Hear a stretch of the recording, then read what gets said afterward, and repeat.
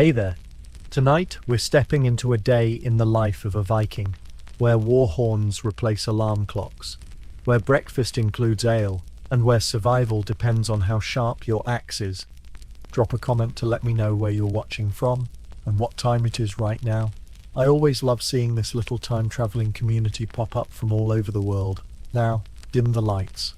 tuck yourself in, and let's drift far, far away. The horn sounds across the fjord like Odin's own battle cry, low and deep, cutting through the pre-dawn mist that hangs around your wooden longhouse like fog off the sea. You're already awake. Vikings don't sleep in, and frankly, when you're sharing a bed made of straw and animal hides with 3 other family members, a good night's sleep is more dream than reality anyway. That horn means one thing. Today might be the day you die in battle, or it might be the day you come home with enough silver to make your neighbors sick with envy. Either way, it beats another day, cleaning out the goat pen. Your hand goes straight to the iron blade that never leaves your side, not even when you sleep. Being paranoid makes sense when everyone around you carries weapons like people. Today, carry phones. The sword's leather handle feels right in your palm, worn smooth by countless battles, stained dark with sweat and the occasional splash of blood that definitely didn't come from butchering chickens. This isn't some fancy decoration. This is the tool that's kept you breathing for more winters than you want to count. And today it might need to do that job again. The longhouse around you is waking up with organized chaos. This would impress a drill sergeant, if drill sergeants were okay with the smell of unwashed bodies, wood smoke and dried fish hanging thick in the air. Your spouse, who could arm wrestle most people into the ground and has the scars to prove it, is already moving around, stoking the fire that's the only real heat source in this drafty wooden box you call home. The flames throw dancing shadows on the carved wooden posts holding up your roof, each one decorated with Norse knotwork that tells your family's story of wins and losses. Like a Facebook timeline made with axes and blood, children are scrambling from their sleeping furs, not because they want to, but because in Viking society, lazy children become dead adults, and natural selection is still very much a hands-on process. The youngest ones, barely old enough to hold a knife without cutting themselves, are already mimicking the movements of their elders, practicing sword swings with wooden sticks while their breath mists in the cold morning air. Education here isn't about reading and writing. It's about staying alive long enough to have children of your own, and possibly dying in a way that gets you into the stories people tell around winter fires. The smell of barley porridge begins to compete with the less pleasant aromas of daily life. A rich, earthy scent that means breakfast is coming together over the fire. But first, there are rituals to observe. The gods don't appreciate being ignored, and you've seen what happens to people who forget to pay their respects to the powers that control storm and battle. Your Thor's hammer pendant swings against your chest as you move. A chunk of silver that cost you 3 months of raiding profits. A reminder that while you might be tough enough to survive in this harsh world, you're not stupid enough to think you can do it without divine assistance. Outside, you can hear the sound of other families beginning their day, with the same mixture of purpose and barely controlled violence that characterizes every aspect of Viking life. Dogs bark, horses whinny, and somewhere in the distance the ring of hammer on anvil suggests that someone is either making weapons or repairing them. In a world where your life depends on the sharpness of your blade and the strength of your mail, maintenance isn't optional. The blacksmith's forge glows like a captured piece of the sun, throwing sparks into the morning air that die like tiny fallen stars. And you know that before this day is over, some of those sparks will have been beaten into the tools that keep your people alive, and your enemies very much dead. This is your world. Brutal, beautiful, and absolutely unforgiving, where every sunrise might be your last, and every sunset is a small victory worth celebrating. You are a Viking, and today, like every day, you will face whatever the gods throw at you with steel in your hand and fire in your heart, because that's what it means to be descended from the wolves of Fenrir and the ravens of Odin. The day is young, the possibilities are endless, and somewhere out there, adventure is waiting for you to come and claim it with your own 2 hands. The central hearth of your longhouse is the beating heart of your world. A rectangular pit lined with stones that have been blackened by countless fires. They've probably seen more drama than a modern soap opera. Around this focal point, your entire extended family begins the delicate dance of not killing each other before breakfast, which, considering that everyone is armed and running on approximately 4 hours of sleep, is more challenging than it sounds. Your longhouse stretches nearly 100 feet in length, a massive wooden structure that houses not just your immediate family, but your aging parents, unmarried siblings, a few thralls who work for food and shelter, and whatever relatives have worn out their welcome elsewhere, but haven't quite committed crimes serious enough to warrant exile. The architecture of this place is brilliantly simple and utterly practical. Like everything else in Viking society, 2 rows of wooden posts hold up a peaked roof that sheds rain and snow with ruthless efficiency. The walls are thick enough to keep out the worst of the Scandinavian weather and most casual attempts at breaking and entering. But privacy? That's a luxury that won't be invented for another few centuries. Everyone can hear everyone else's business, from snoring to arguing to the more intimate sounds of married life. Which means that discretion isn't just a virtue, it's a survival skill that prevents family feuds from turning into actual bloodbaths. Your partner is orchestrating the morning meal with the kind of military precision that would make a Roman general weep with envy, directing children to fetch water, ordering thralls to tend the animals, and somehow managing to keep track of 17 different tasks while maintaining the kind of situational awareness that comes from living in a world where a moment's inattention can mean the difference between life and a very permanent kind of sleep. They're not just the co-leader of the household, they're the CEO, military commander, and chief financial officer of a complex operation. That includes farming, animal husbandry, textile production, and the occasional bit of light piracy when the mood strikes and the raiding season is favorable. The smoke from your fire rises up through a hole in the roof, carrying with it the rich, complex sense of your life. Burning wood, cooking meat, wet wool, and that distinctive aroma of too many people living in too small a space. With bathing being more of a seasonal activity than a daily habit, the smoke hole also serves as your primary source of natural light, since windows are still a luxury that most people can't afford and wouldn't want anyway. Glass is expensive, and transparent barriers are just opportunities for enemies to see what you're doing, or for thieves to case your belongings. Along the walls, your most precious possessions are displayed with the pride of someone who has earned every single item through blood, sweat, and the occasional bit of creative violence. Your best weapons hang within easy reach, their blades gleaming dully in the firelight, while your partner's jewelry hangs nearby, heavy silver arm rings and brooches that represent both wealth and status. They catch the light like captured stars. These aren't just decorations, they're your insurance policy, your retirement fund, and your emergency currency all rolled into one. Because in a world without banks, your personal wealth is literally what you can carry and what you can defend. The sounds of the Longhouse awakening are a symphony of organized chaos. Children chattering in voices that haven't yet learned to whisper. Dogs padding across the wooden floors with their claws clicking against the planks. The rustle of hay and straw as sleeping areas are tidied and reorganized for the day ahead. Your father, bent with age but still sharp as the blade that made his reputation, is already sharpening his CX, the long knife that no Viking is ever without, with the methodical strokes of someone who has been performing this ritual for more years than most people live. The thralls move through their morning routine with the careful efficiency of people who understand something important. Their continued existence depends on being useful and unobtrusive, fetching water from the well, tending to the animals in the attached barn area, and generally keeping the complex machinery of household life running smoothly. They're not slaves in the brutal sense that most people imagine. They have rights, protections, and the possibility of earning their freedom, but they're certainly not free to leave whenever they feel like it, and their legal status is somewhere between family member and valuable livestock. As the Longhouse fully awakens around you, you're reminded that Viking society is built on mutual dependence and shared survival.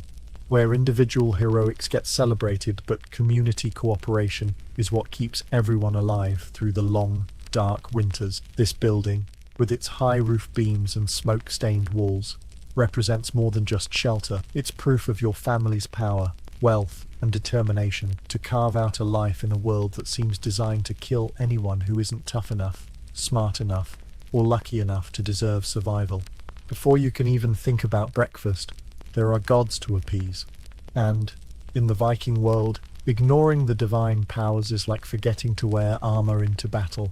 Technically possible, but spectacularly stupid. Your Thor's hammer pendant swings against your chest as you move toward the small wooden shrine built into the eastern wall of the longhouse. A heavy piece of silver that cost you 3 months of raiding profits, but represents the kind of insurance policy you can't afford to skip. The hammer isn't just jewelry,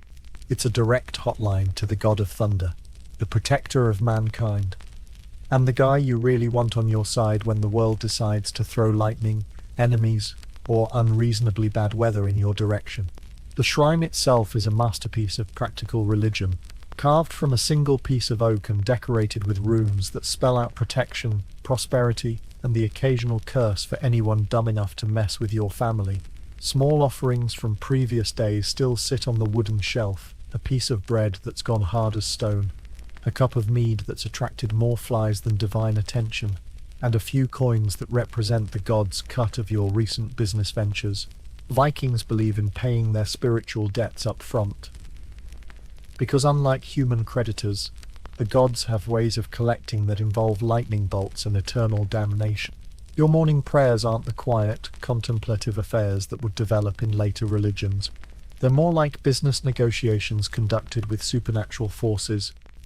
who have the power to make your day either profitable or catastrophically short. You mutter the familiar words in Old Norse, asking Odin for wisdom in battle, Thor for protection from your enemies, and Freya for fertility in your fields and livestock. These aren't desperate pleas from a helpless human.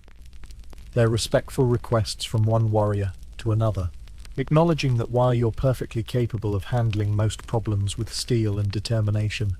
some situations require divine intervention. The runes carved into your shrine aren't just pretty decorations. They're a writing system, a magical practice, and a way of communicating with forces beyond human understanding, all rolled into one incredibly useful package. Each symbol carries multiple meanings, and reading them properly requires years of study and practice that most people never bother with, because they're too busy trying not to starve or get murdered. But you've taken the time to learn at least the basic, because in a world where information can mean the difference between a successful raid and a watery grave, literacy is just another weapon in your arsenal.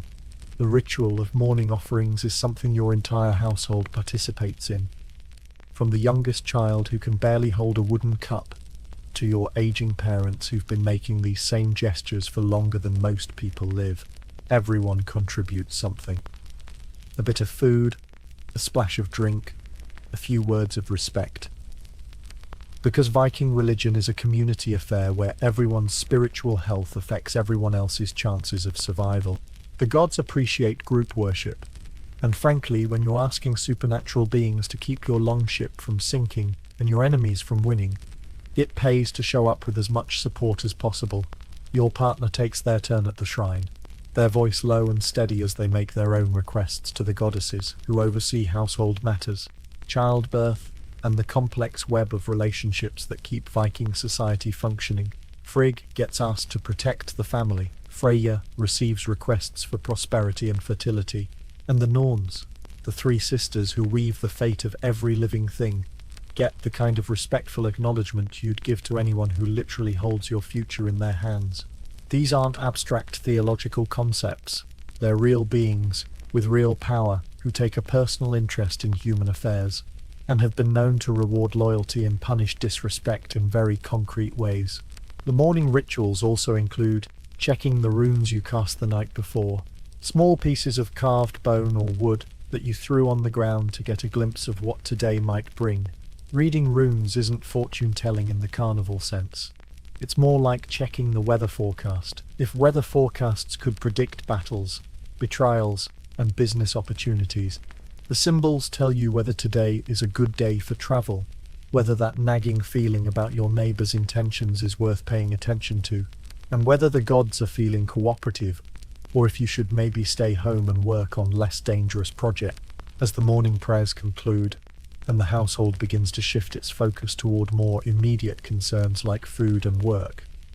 you're reminded that Viking spirituality isn't separate from daily life. It's woven into every decision, every action, and every plan. The gods aren't distant figures to be worshipped on special occasions. They're active participants in your world, who expect regular communication, appropriate offerings, and the kind of respect you'd show to powerful allies. Allies who might someday be called upon to save your life in ways that have nothing to do with prayer and everything to do with divine intervention on the battlefield. The smell of barley porridge bubbling over the fire is about as close to heaven as most Vikings get before actually dying in battle. And considering that your average morning meal has to fuel a day that might include anything from ploughing fields to pillaging monasteries, it needs to pack more nutritional punch than a modern energy drink. Your partner stirs the thick grey mixture with a wooden spoon that's seen more action than most weapons, adding handfuls of whatever's available to turn basic grain into something that won't have you face down in a ditch by midday.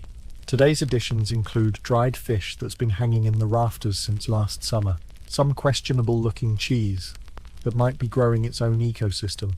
and a generous splash of buttermilk that's either perfectly fermented or completely spoiled, and at this point in the morning, you're not picky enough to tell the difference. Breakfast in the Viking world isn't the leisurely affair that modern people imagine, with everyone sitting around a table making pleasant conversation about their plans for the day. It's more like a military operation designed to get maximum calories into maximum people in minimum time, because daylight is precious and winter is always coming, whether you're ready for it or not. The wooden bowls get passed around the fire in order of importance.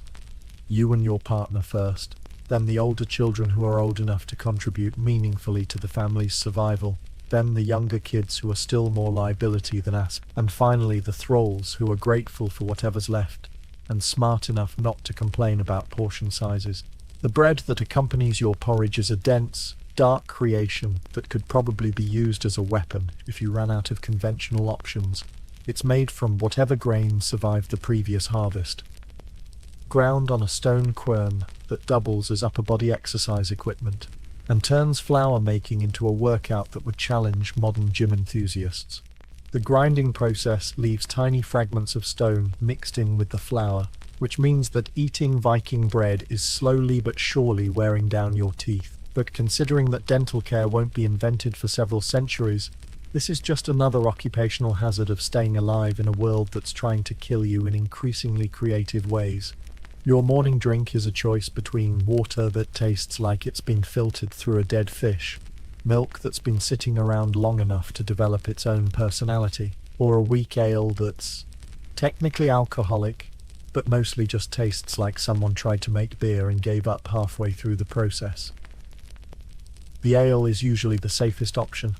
not because it's particularly good, but because the brewing process kills most of the bacteria that would otherwise turn your intestines into a battlefield. Vikings discovered the health benefits of fermented beverages long before anyone understood germ theory, which makes them accidentally brilliant in the same way that accidentally walking off a cliff makes you temporarily airborne. The children eat with the focused intensity of people who understand that food is fuel,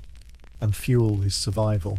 But they're also learning the complex social dynamics that govern Viking society through the simple act of sharing a meal. Who gets served first? Who gets the biggest portions? Who's expected to be grateful for scraps? These aren't just mealtime manners, they're lessons in hierarchy, respect, and the delicate balance of power that keeps a household functioning when everyone is armed, and not everyone is completely rational before their morning caffeine substitute. Your aging parents get their food served with the deference due to people who've survived long enough to accumulate wisdom, wealth, and enough scars to prove they've earned their place by the fire. They eat slowly, partly because their teeth aren't what they used to be, but busty because they've learned to savor the simple pleasure of waking up to see another day. In a world where reaching old age is an achievement roughly equivalent to winning a lottery that's rigged against you, their stories and advice are dispensed along with their breakfast. Casual observations about weather, neighbors, and the likely outcomes of various planned activities that carry the weight of decades of experience. The thralls eat last, but they eat well. Because Viking pragmatism extends to understanding that underfed workers are unproductive workers, and unproductive workers are just expensive mouth breathers who consume resources without contributing value. These aren't slaves in the brutal sense that most people imagine. They're more like indentured servants who've traded their freedom for security, food, and the protection of a household that's strong enough to keep them alive. In a world where being alone and defenseless is essentially a death sentence with extra steps, as breakfast winds down and people begin to disperse to their daily tasks, you're reminded that even something as basic as eating is a community activity in Viking society, where individual survival depends on group cooperation and shared resources. The meal you've just finished represents not just nutrition, but the complex web of relationships, responsibilities, and mutual obligations that bind your household together and make it possible for everyone to face another day in a world that's beautiful, brutal, and absolutely unforgiving to anyone who tries to go it alone. With your stomach full of porridge and your gods properly appeased, it's time for the most important part of any Viking's morning routine, making sure you're equipped to kill other people before they kill you. Your weapons aren't just tools, they're extensions of your body, your personality, and your will to keep breathing in a world where being unprepared is the same as being dead. The sword at your side gets its daily inspection first, because a blade that fails at the wrong moment doesn't just let you down, it lets you down permanently, and usually in front of an audience of people who are actively trying to make you very dead. You run your thumb along the edge, feeling for nicks, checking the balance, testing the grip for any looseness that might send your weapon flying at exactly the wrong moment in a fight. The blade itself is a marvel of Viking craftsmanship, pattern-welded steel that shows swirling designs along its length, where different types of iron have been folded and hammered together by a blacksmith who understood that your life would depend on his skill. This isn't just metal work, it's art, science, and practical magic all rolled into one deadly package. That represents months of work and enough silver to buy a decent horse. Your shield hangs on the wall like a wooden promise of protection, its surface painted with your family's colours,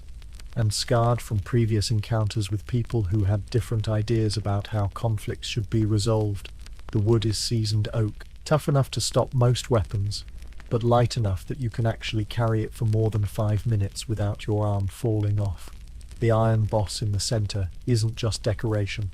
it's a weapon in its own right, perfect for punching holes in enemies who get too close for sword work and need a more personal introduction to Viking hospitality. The leather armor hanging next to your weapons represents the difference between coming home with stories and coming home as a story that other people tell around the fire. Layer upon layer of boiled leather, hardened with wax and oil, until it's tough enough to turn most blades, but flexible enough that you can still move like a human being instead of a statue. Getting into this gear is like putting on a second skin that's designed to keep your first skin attached to your body, and the familiar weight of it settling onto your shoulders is both comforting and sobering. Comforting because it's saved your life before, sobering because you're putting it on again. Your seax, the long knife that no Viking is ever without, gets the same careful attention as your sword, because in close quarters or tight spaces, this foot-long blade might be the only thing standing between you and a very unpleasant conversation with the Valkyries. It's sharp enough to shave with, balanced well enough to throw accurately, and sturdy enough to use for everything from cutting rope to cutting throats, depending on what your day demands. The handle is wrapped with leather strips that have molded to your grip over years of use, making it feel less like a tool and more like a part of your hand. Your partner is going through their own morning preparations, checking the household weapons that stay behind to protect the longhouse, while you're away doing whatever Vikings do when they leave home with sharp objects and questionable intentions. Their spear is a work of art, with a steel point that could punch through most armor, and a wooden shaft that's been seasoned and balanced until it flies true as an arrow. In Viking society, everyone fights when fighting becomes necessary, and your partner's skill with that spear is legendary enough that most smart people think twice before starting trouble anywhere near your property. The axe that hangs by the door serves double duty as both weapon and tool, Because Viking practicality extends to making sure that everything you own can either help you build something or help you destroy something. Preferably both. The broad blade can split firewood, clear forest, or split skulls depending on what needs splitting on any given day. The long handle gives it reach and leverage that makes it devastating in the right hands. And after years of practice, your hands are definitely the right hands for making this particular tool do exactly what you need it to do. Getting dressed for a day that might include violence is a ritual that's part practical preparation and part psychological armor. Each piece of gear that goes on makes you a little more Viking and a little less vulnerable human being. The belt that holds your weapons isn't just leather. It's a statement of intent, a declaration that you're ready for whatever the day brings, and confident in your ability to handle it with steel and skill. The cloak that goes over everything else is wool thick enough to turn rain and wind, dyed in colours that announce your status to anyone who knows how to read the social signals of Viking fashion. As you make your final preparations for leaving the longhouse, checking that everything you need is where it should be, and working the way it's supposed to work, you're reminded that being a Viking isn't just about being tough, it's about being prepared, being skilled, and being smart enough to make sure that when violence becomes necessary, you're the one who walks away from it with stories to tell, instead of becoming a story that someone else tells about the person who wasn't quite ready enough when the moment of truth arrived. The longship pulled up on the beach looks like a sea serpent that decided to take a nap on the sand. Its curved prow carved into the head of a dragon that's designed to strike fear into enemies, and possibly scare away the sea monsters that every sensible person knows are lurking just beneath the waves waiting for unwary sailors. 70 feet of oak planking held together with iron rivets and sealed with tar. This vessel represents the pinnacle of Viking engineering. A ship that can carry 30 warriors across open ocean, navigate rivers barely deeper than a puddle, and be hauled over land when the geography doesn't cooperate with your travel plans. The sight of that ship sitting on the beach sends a familiar thrill through your chest, the same feeling that modern people probably get when they see their car keys and remember they have places to go and things to do, except your vehicle is powered by muscle and wind, and your destinations usually involve other people's property that's about to become your property through the ancient Viking art of aggressive negotiation. The longship isn't just transportation, it's freedom, opportunity, and the promise that today might be the day you come home rich enough to buy your own kingdom, or at least wealthy enough to make your neighbours deeply uncomfortable with their own life choices. Your crew is already gathering on the beach, 29 other Vikings who've decided that whatever's on the other side of the horizon is probably more interesting than whatever's happening at home today. These aren't desperate men, driven to piracy by poverty. These are professionals who've chosen the sea because it offers better career prospects than farming, crafting, or any of the other respectable occupations that keep you alive, but poor. Each man brings his own weapons, his own food for the journey, and his own reasons for wanting to be somewhere else, doing something that will either make him rich or make him dead, preferably the former but prepared for the latter. The loading process is a carefully choreographed dance of efficiency and teamwork that would impress modern logistics experts. If modern logistics experts had to worry about tides, weather, and the possibility that their cargo might need to be unloaded quickly under combat conditions, water barrels go in first, secured in the center of the ship where they're least likely to shift during rough seas or sword fights. Food comes next, dried fish, hardtack that could probably be used as building material, and enough ale to keep 30 men happy during the days or weeks it might take to find a target worth the effort of sailing to it. Your weapons and armor get special treatment, wrapped in oiled leather and stowed where they'll stay dry and accessible, because arriving at your destination with rusty swords and waterlogged shields is the kind of rookie mistake that's successful Vikings from dead Vikings. Everyone's shield goes along the ship's rail, creating a wall of painted wood and iron that serves as both protection and advertisement. Anyone who sees this ship coming will know immediately that it's full of people who are professionally good at violence and currently looking for opportunities to practice their skills. The oars are works of art in their own right, each one carved from a single piece of ash wood and balanced perfectly for the rhythm of rowing that can keep a longship moving at speeds that would surprise anyone who thinks Vikings were just barbarians with boats. 30 oars means 15 men on each side, all pulling in perfect synchronization, all contributing their strength to the collective effort that turns human muscle into forward motion. This isn't just transportation, it's a feat of coordination that requires trust, teamwork, and the kind of physical conditioning that comes from a lifetime of heavy lifting and violent exercise.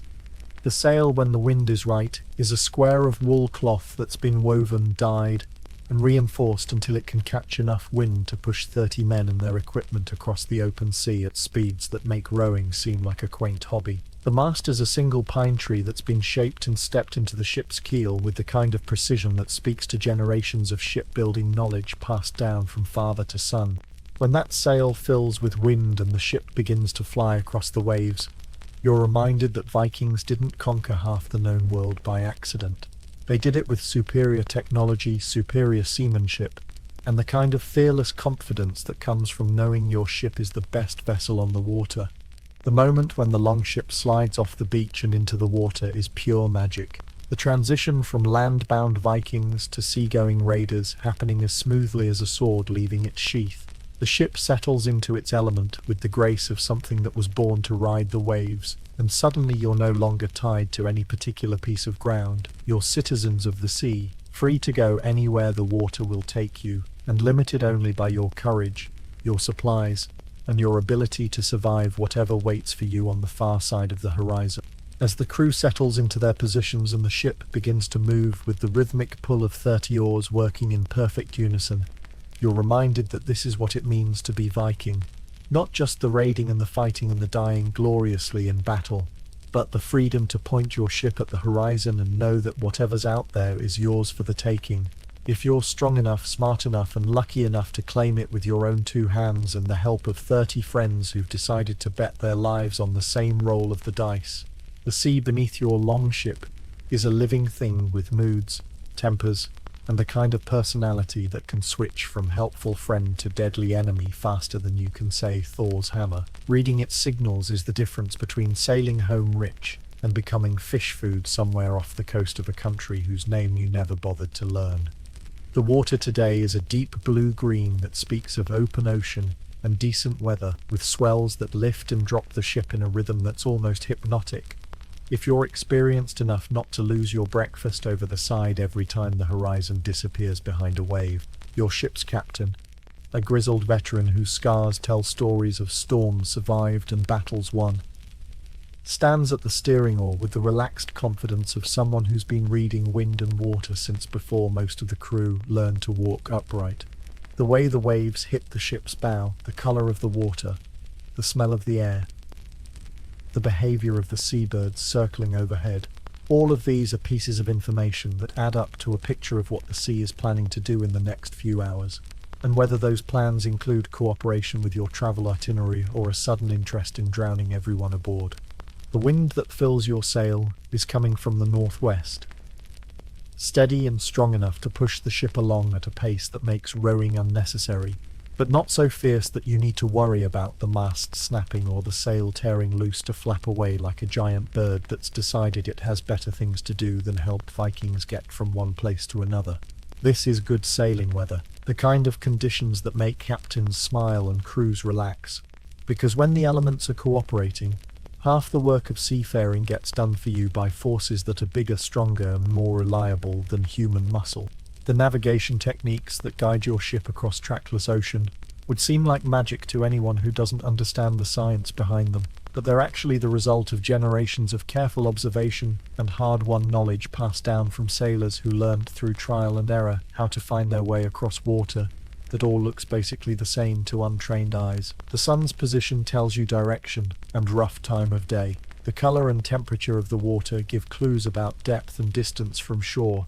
and the flight patterns of different seabirds provide information about nearby land masses that might not be visible from deck level. Your crew works with the efficient teamwork of people who know that everyone's survival depends on everyone else doing their job correctly, because there's no calling for help when you're 50 miles from the nearest land and the weather decides to get interesting. The men at the oars maintain a steady rhythm that keeps the ship moving even when the wind dies down. Their movements synchronized by years of practice and the kind of muscle memory that comes from repeating the same motions thousands of times under conditions ranging from dead calm to storm-tossed nightmares. The lookout perched at the ship's bow scans the horizon for anything that might represent opportunity, danger, or navigation landmarks.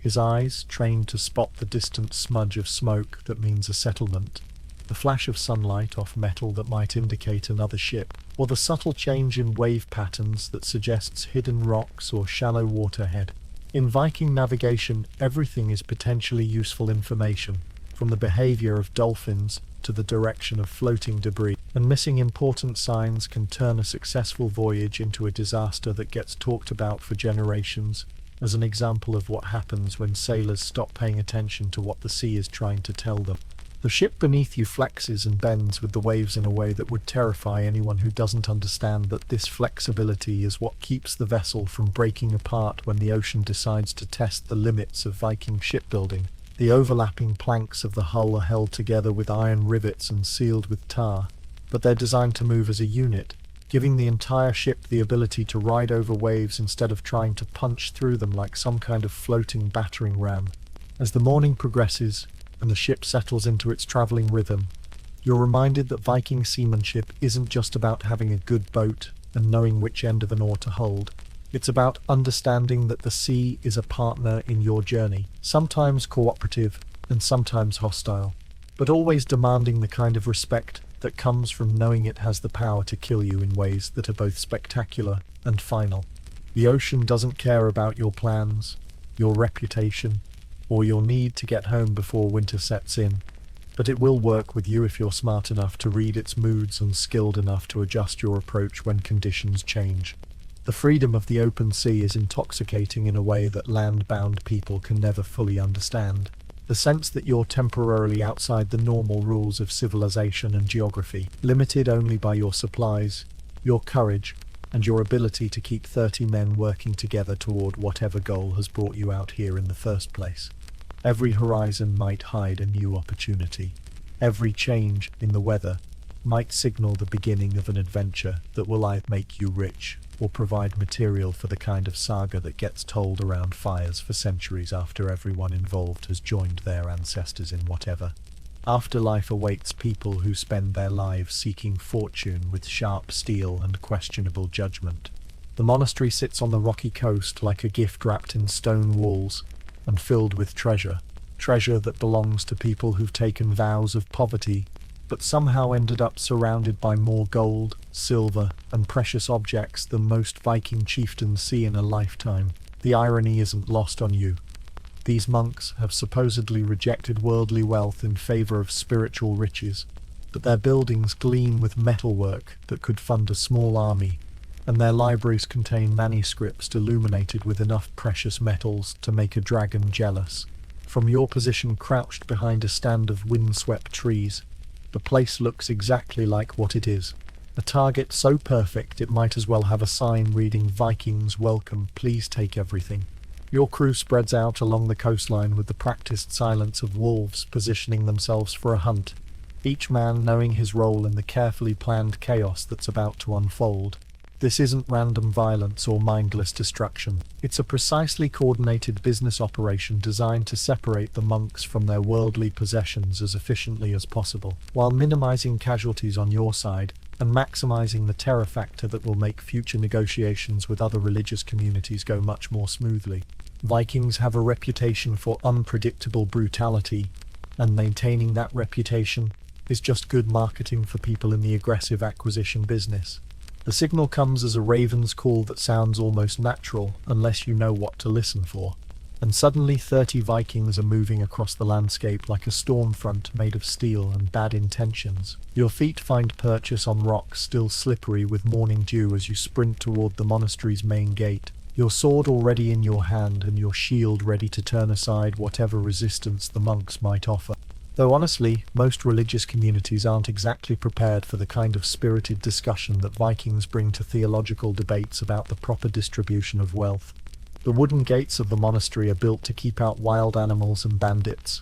not professional raiders who've made a career out of getting into places that people prefer to keep them out of. Your crew's approach to door opening involves axes, enthusiasm, and the kind of percussive maintenance that reduces sturdy oak planks to kindling in remarkably short order. The sound of splintering wood echoes across the courtyard, high, thund, followed by the distinctive ring of steel on steel, as the few monks brave enough to resist discover something important. Prayer and meditation don't provide much protection against people who've spent their entire lives learning how to hurt other people efficiently. Inside the monastery, the architecture tells a story of wealth accumulated through centuries of donations, tithes, and the kind of spiritual guilt that makes people give away their earthly possessions to ensure better treatment in whatever comes after death. The walls are lined with silver candlesticks that probably cost more than most Vikings make in a year of honest work. Religious artifacts crafted from precious metals that gleam even in the dim light filtering through stained glass windows, and enough portable wealth to make this entire expedition profitable, even if you don't find the legendary treasure room that every monastery supposedly keeps hidden somewhere in its depths. The monks themselves present a study in contrasts. Some cowering in corners with the kind of terror that comes from realizing that all their prayers about protection from evil might have been forwarded to the wrong department. Others standing their ground with wooden staves and the kind of misguided courage that makes you almost feel bad about what you're about to do to them. Almost, but not quite. Because sympathy doesn't pay for new weapons or feed your family through the winter, and these particular holy men have been living pretty comfortably while Vikings scrape by on whatever they can grow, catch, or take from people who have more than they need. Your personal assignment in this coordinated chaos is the monastery's treasury, a stone chamber buried deep in the building's interior, where the really valuable items are kept safe from everything except determined Vikings with a professional interest in redistributing wealth. The door is locked with an iron mechanism that represents the finest in medieval security technology, which means it takes you about 30 seconds to convince it to open using techniques that involve your axe and a complete disregard for the property rights of religious institutions. Inside the treasury, the sight that greets your eyes is enough to make you understand why people become Vikings in the first place. Shelves lined with gold chalices, silver crosses that probably weigh more than a full suit of armor, illuminated manuscripts whose covers are encrusted with gems that catch the light like captured stars, and coins from half a dozen different kingdoms all mixed together in the kind of multicultural wealth display that speaks to successful international fundraising campaigns. This isn't just treasure, it's validation that your career choice was absolutely correct, and that monks, despite their vows of poverty, have a remarkable talent for accumulating the kind of portable wealth that travels well in longships. The actual process of liberating these objects from their current owners is conducted with the efficiency of people who've done this sort of thing before and plan to do it again. Each valuable item quickly evaluated for weight, portability, and resale value, before being added to the growing pile of loot that represents the successful completion of another Viking business venture. You work quickly, but carefully, because rushing leads to broken treasures, and broken treasures don't spend as well as intact ones. And besides, you've got a reputation as a professional to maintain even when you're engaged in what some narrow-minded people might call theft, but which you prefer to think of as aggressive tax collection. Back home in your village, life continues with the steady rhythm of people who've learned to function while half their population is off somewhere else, doing things that might result in them never coming back. Your settlement sits in a natural harbour protected from the worst of the North Sea's moods. A cluster of longhouses, workshops and storage buildings that represents generations of Viking families who've chosen to make their stand in this particular spot, because it offers good access to both sea and farmland, plus defensible positions for when neighbours decide to visit with unfriendly intentions. The morning after your departure, the village wakes to a quieter version of its usual bustle, with the sounds of children, animals, and daily work no longer competing with the voices and activities of 30 warriors preparing for violence. The people left behind aren't just waiting passively for news of your expedition. They're running a complex operation that includes farming, crafting, trading, and the kind of diplomatic relations with neighboring communities that keep everyone fed, clothed, and reasonably safe while the fighters are away playing with sharp objects in foreign countries.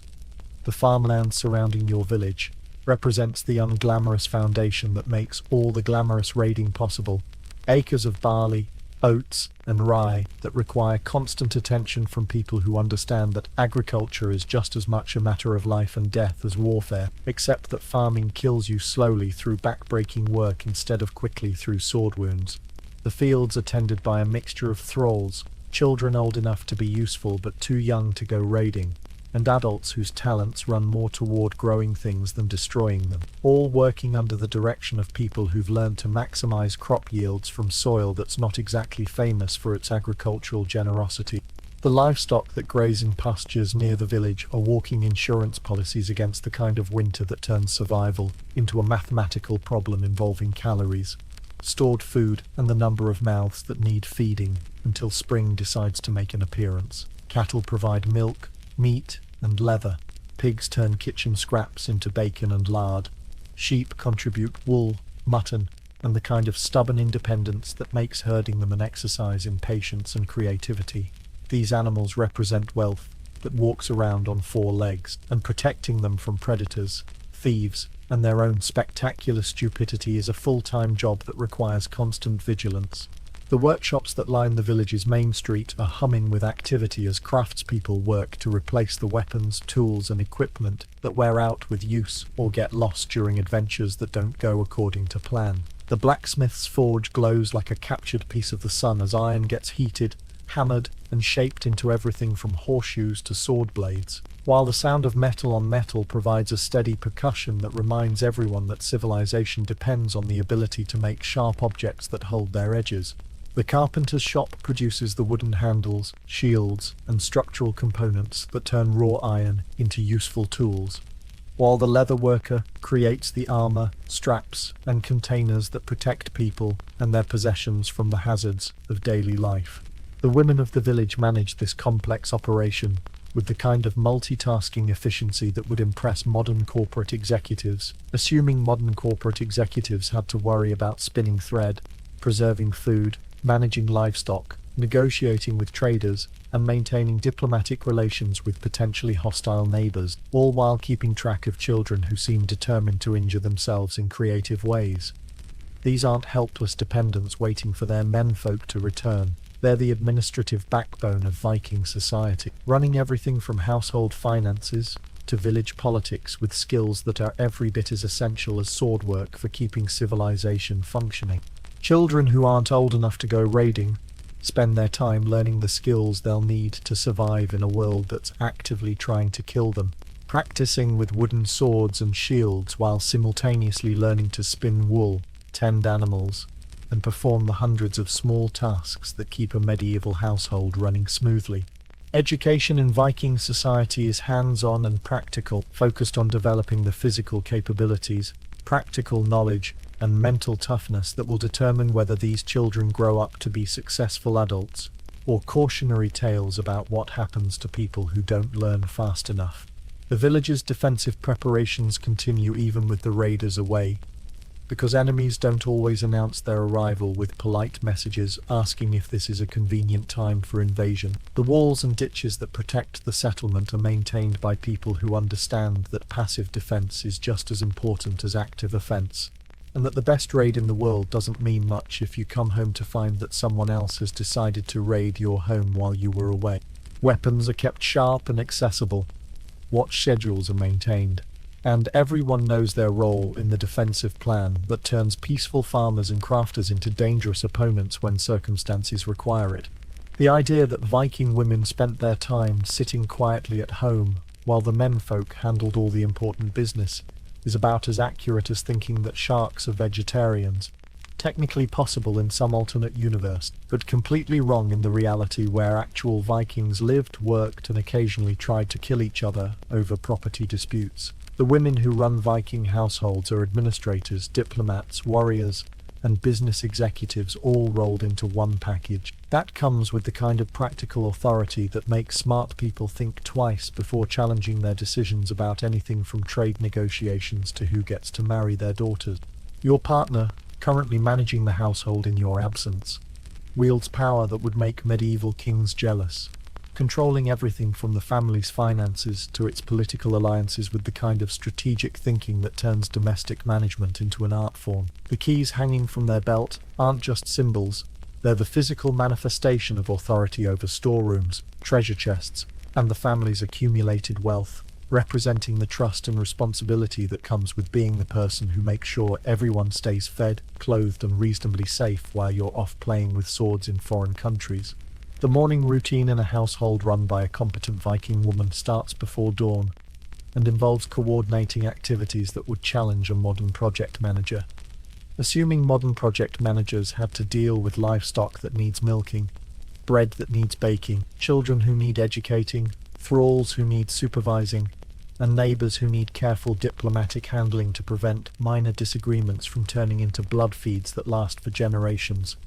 Every decision requires balancing immediate needs against long-term consequence, because in Viking society, today's poor choice can become next winter's life-threatening disaster. The textile production that happens in every Viking household is an operation that combines chemistry, engineering, and artistry into a process that turns sheep fleece into the clothing, bedding, and trade goods that keep families warm, comfortable, and economically viable. Your partner oversees the work of spinning thread from wool that's been carefully cleaned and prepared, dyeing it with colors extracted from plants, berries, and other sources that require expertise to use properly, and weaving it into cloth on looms that represent significant investments in both time and materials. This isn't busy work to keep idle hands occupied. It's skilled manufacturing that produces some of the most valuable trade goods in the medieval economy.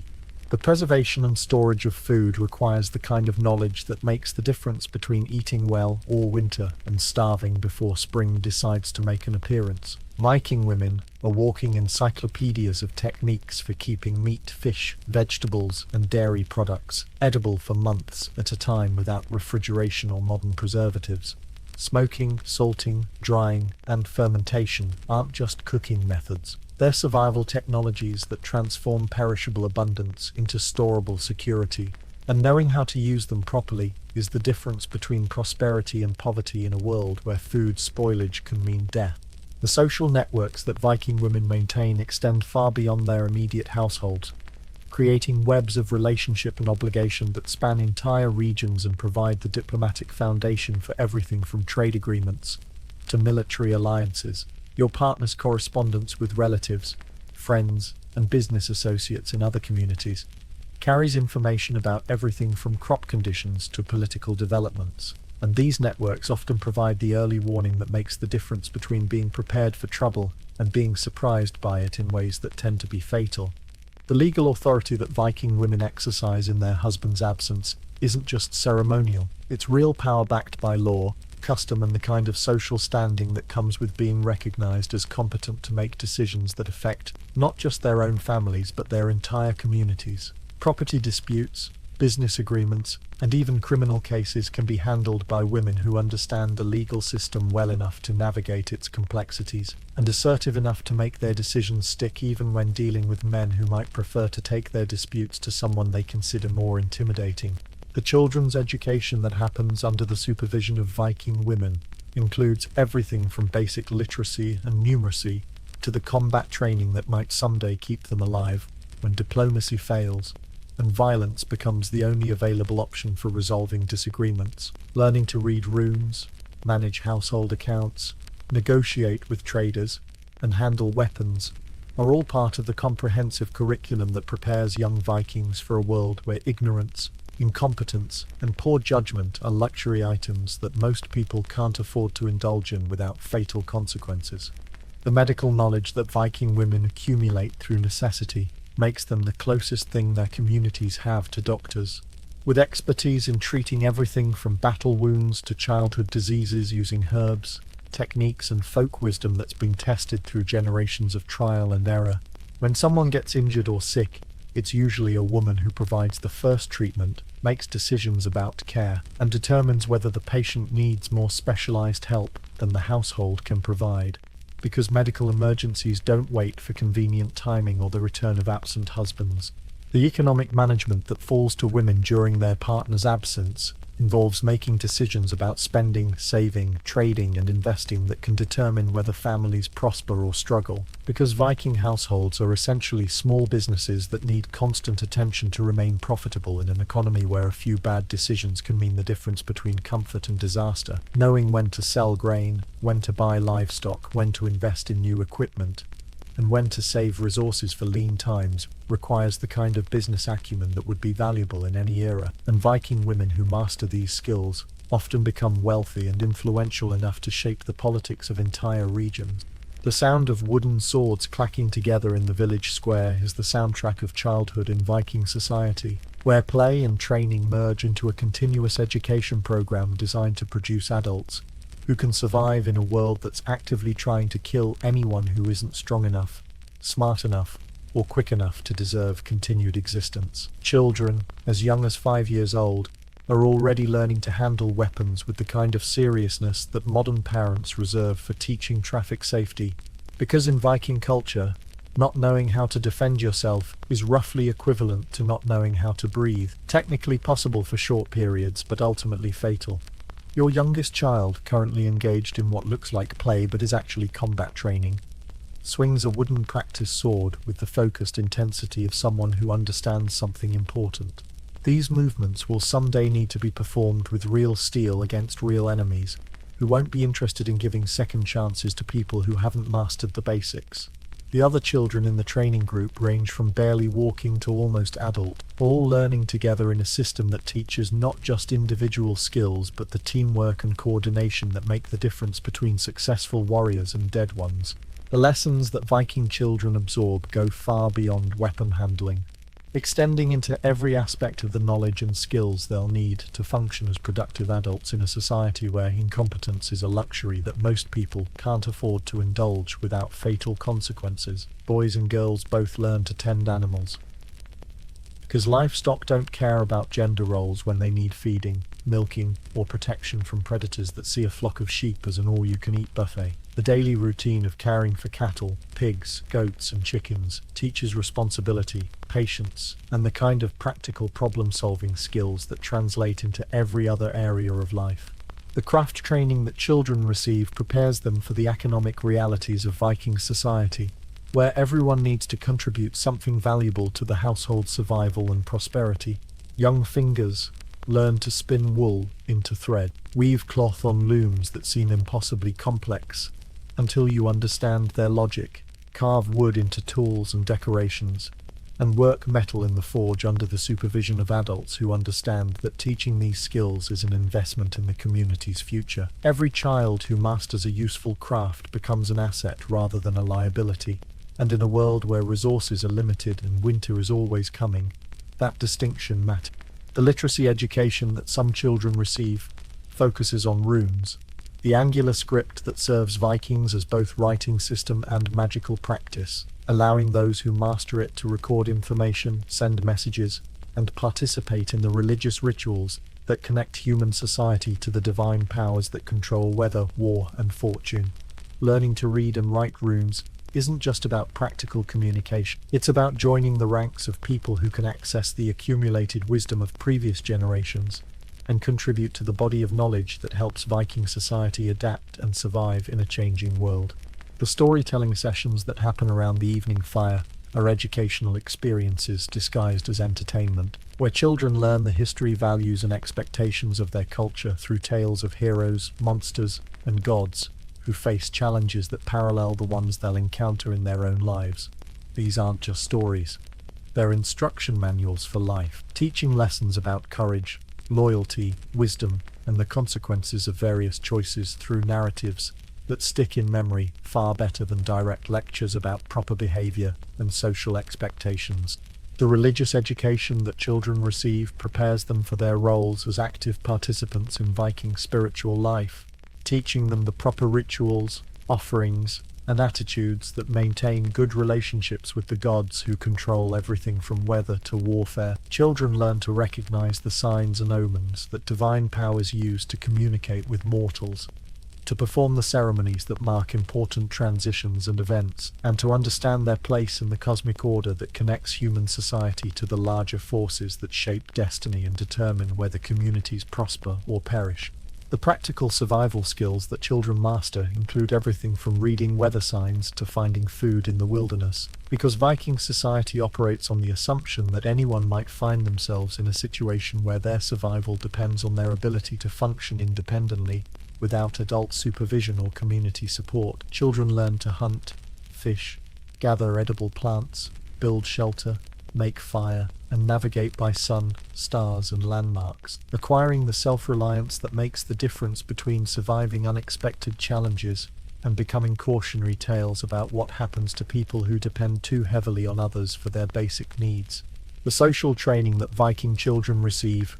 teaches them the complex web of relationships, obligations, and expectations that govern adult interactions in a society where personal reputation and family honor can determine everything from business opportunities to marriage prospects. Children learn to read social signals, understand hierarchies, show appropriate respect to their elders, and navigate the delicate balance of cooperation and competition that characterizes Viking community life, developing the interpersonal skills that will determine their success as adults in a culture where knowing how to get along with others is just as important as knowing how to fight them. The physical conditioning that results from Viking childhood is the foundation for the strength, endurance, and coordination that adult life will demand.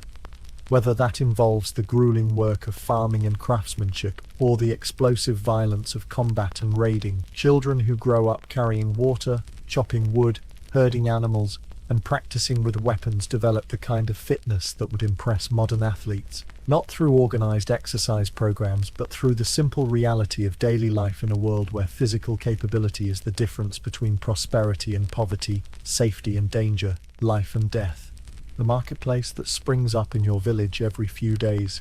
transforms the quiet agricultural community into a bustling center of commerce, where traders, farmers, craftspeople, and occasional Vikings returning from profitable adventures gather to engage in the ancient art of turning things you have into things you need, through the magic of negotiation, argument, and the occasional threat of violence when discussions reach an impasse. The temporary stalls that appear in the central square display everything from locally produced goods to exotic items that have traveled hundreds of miles to reach this particular spot, creating a temporary economy where value is determined by need, scarcity, and the negotiating skills of people who've learned that everything is for sale if you can find the right price. Your neighbor's table groans under the weight of iron tools fresh from the forge,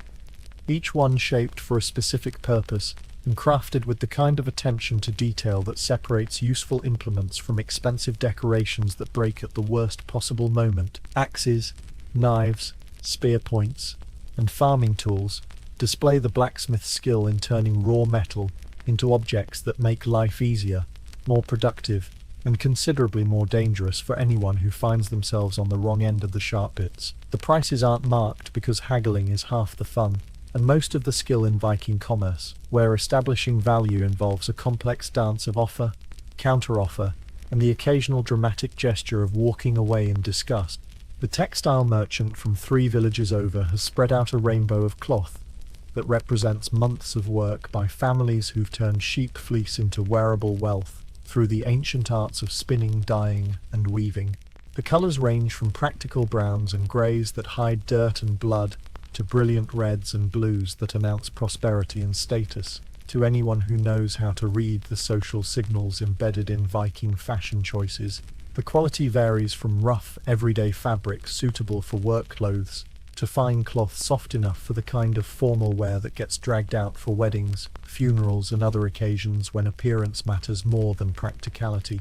The food vendors offer the kind of portable nutrition that makes sense for people who might need to travel quickly or store meals for later consumption, including dried fish that's been cured until it has the texture of leather and roughly the same nutritional value as a small animal, cheese that's been aged until it develops enough personality to carry on conversations, and various preserved meats that taste like they've been through experiences that no sensible animal would volunteer for. The prices reflect both the work involved in preservation and the insurance value of having food that won't spoil when fresh supplies become unavailable for whatever reason.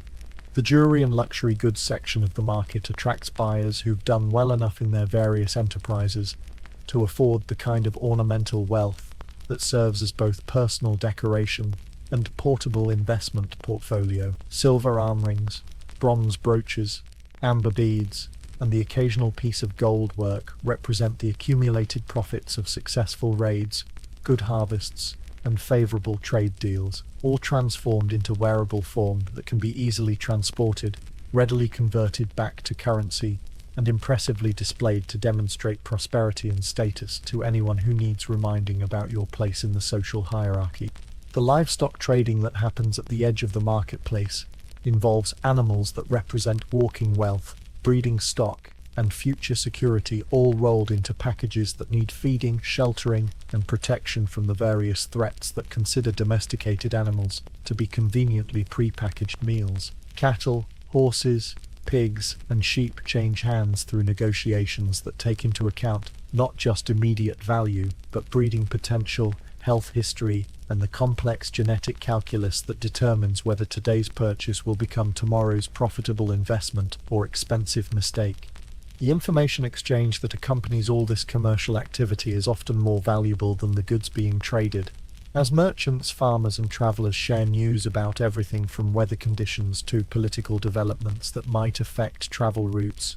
crop prices, and the general advisability of visiting various regions where the local population might have developed strong feelings about Vikings and their business practices. Knowledge about which areas are experiencing good harvests, bad winters, or interesting military conflicts can determine the difference between profitable ventures and expensive disasters. The diplomatic negotiations that happen alongside the commercial transactions often involve marriage arrangements, alliance agreements, and the kind of political maneuvering that keeps neighboring communities from turning trade relationships into blood feuds when disagreements arise about prices, quality, or the proper interpretation of previous deals. Your partner, representing your household's interests in your absence, navigates these conversations with the skill of someone who understands that today's trading partner might be tomorrow's ally or enemy, depending on how current negotiations are handled and whether everyone feels they've been treated fairly. The quality assessment that precedes any serious purchase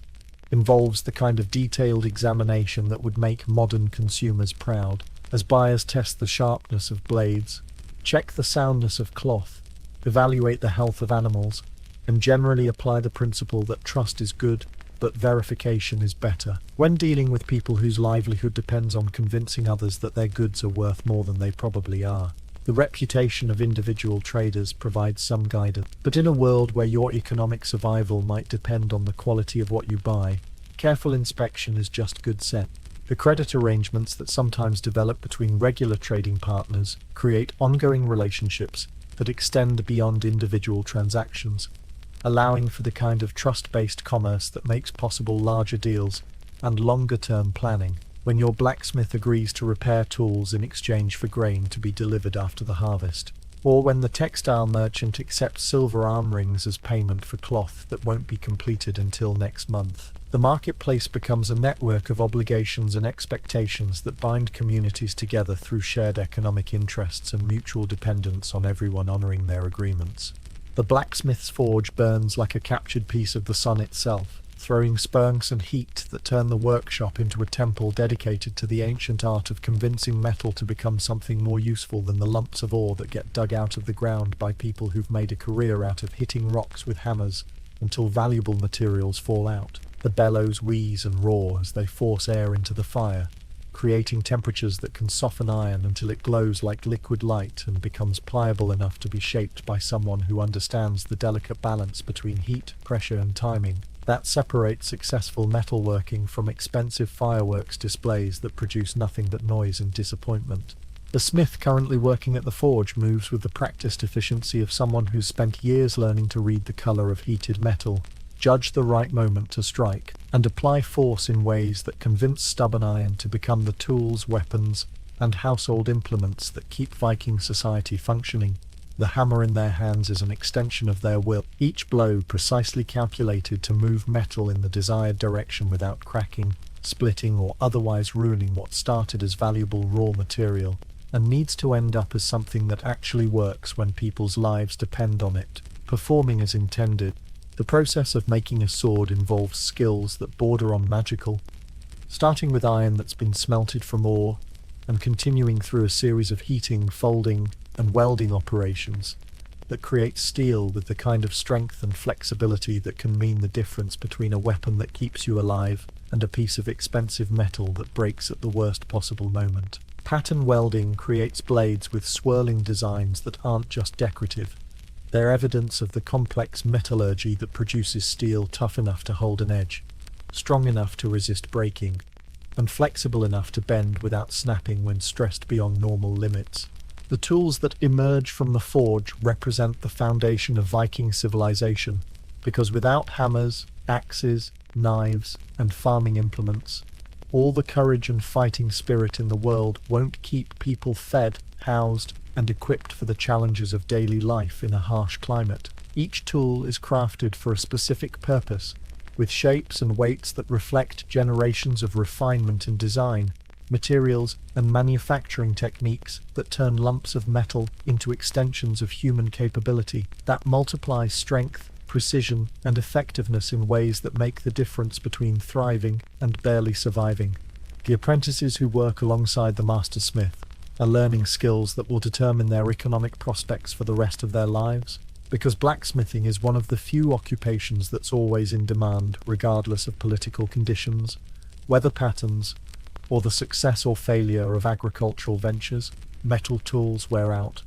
weapons get damaged in use, and household implements break under the stress daily life, creating a constant market for people who can turn raw iron into finished goods that actually function when put to their intended use. The raw materials that feed the forge come from sources that require their own specialized knowledge and skills,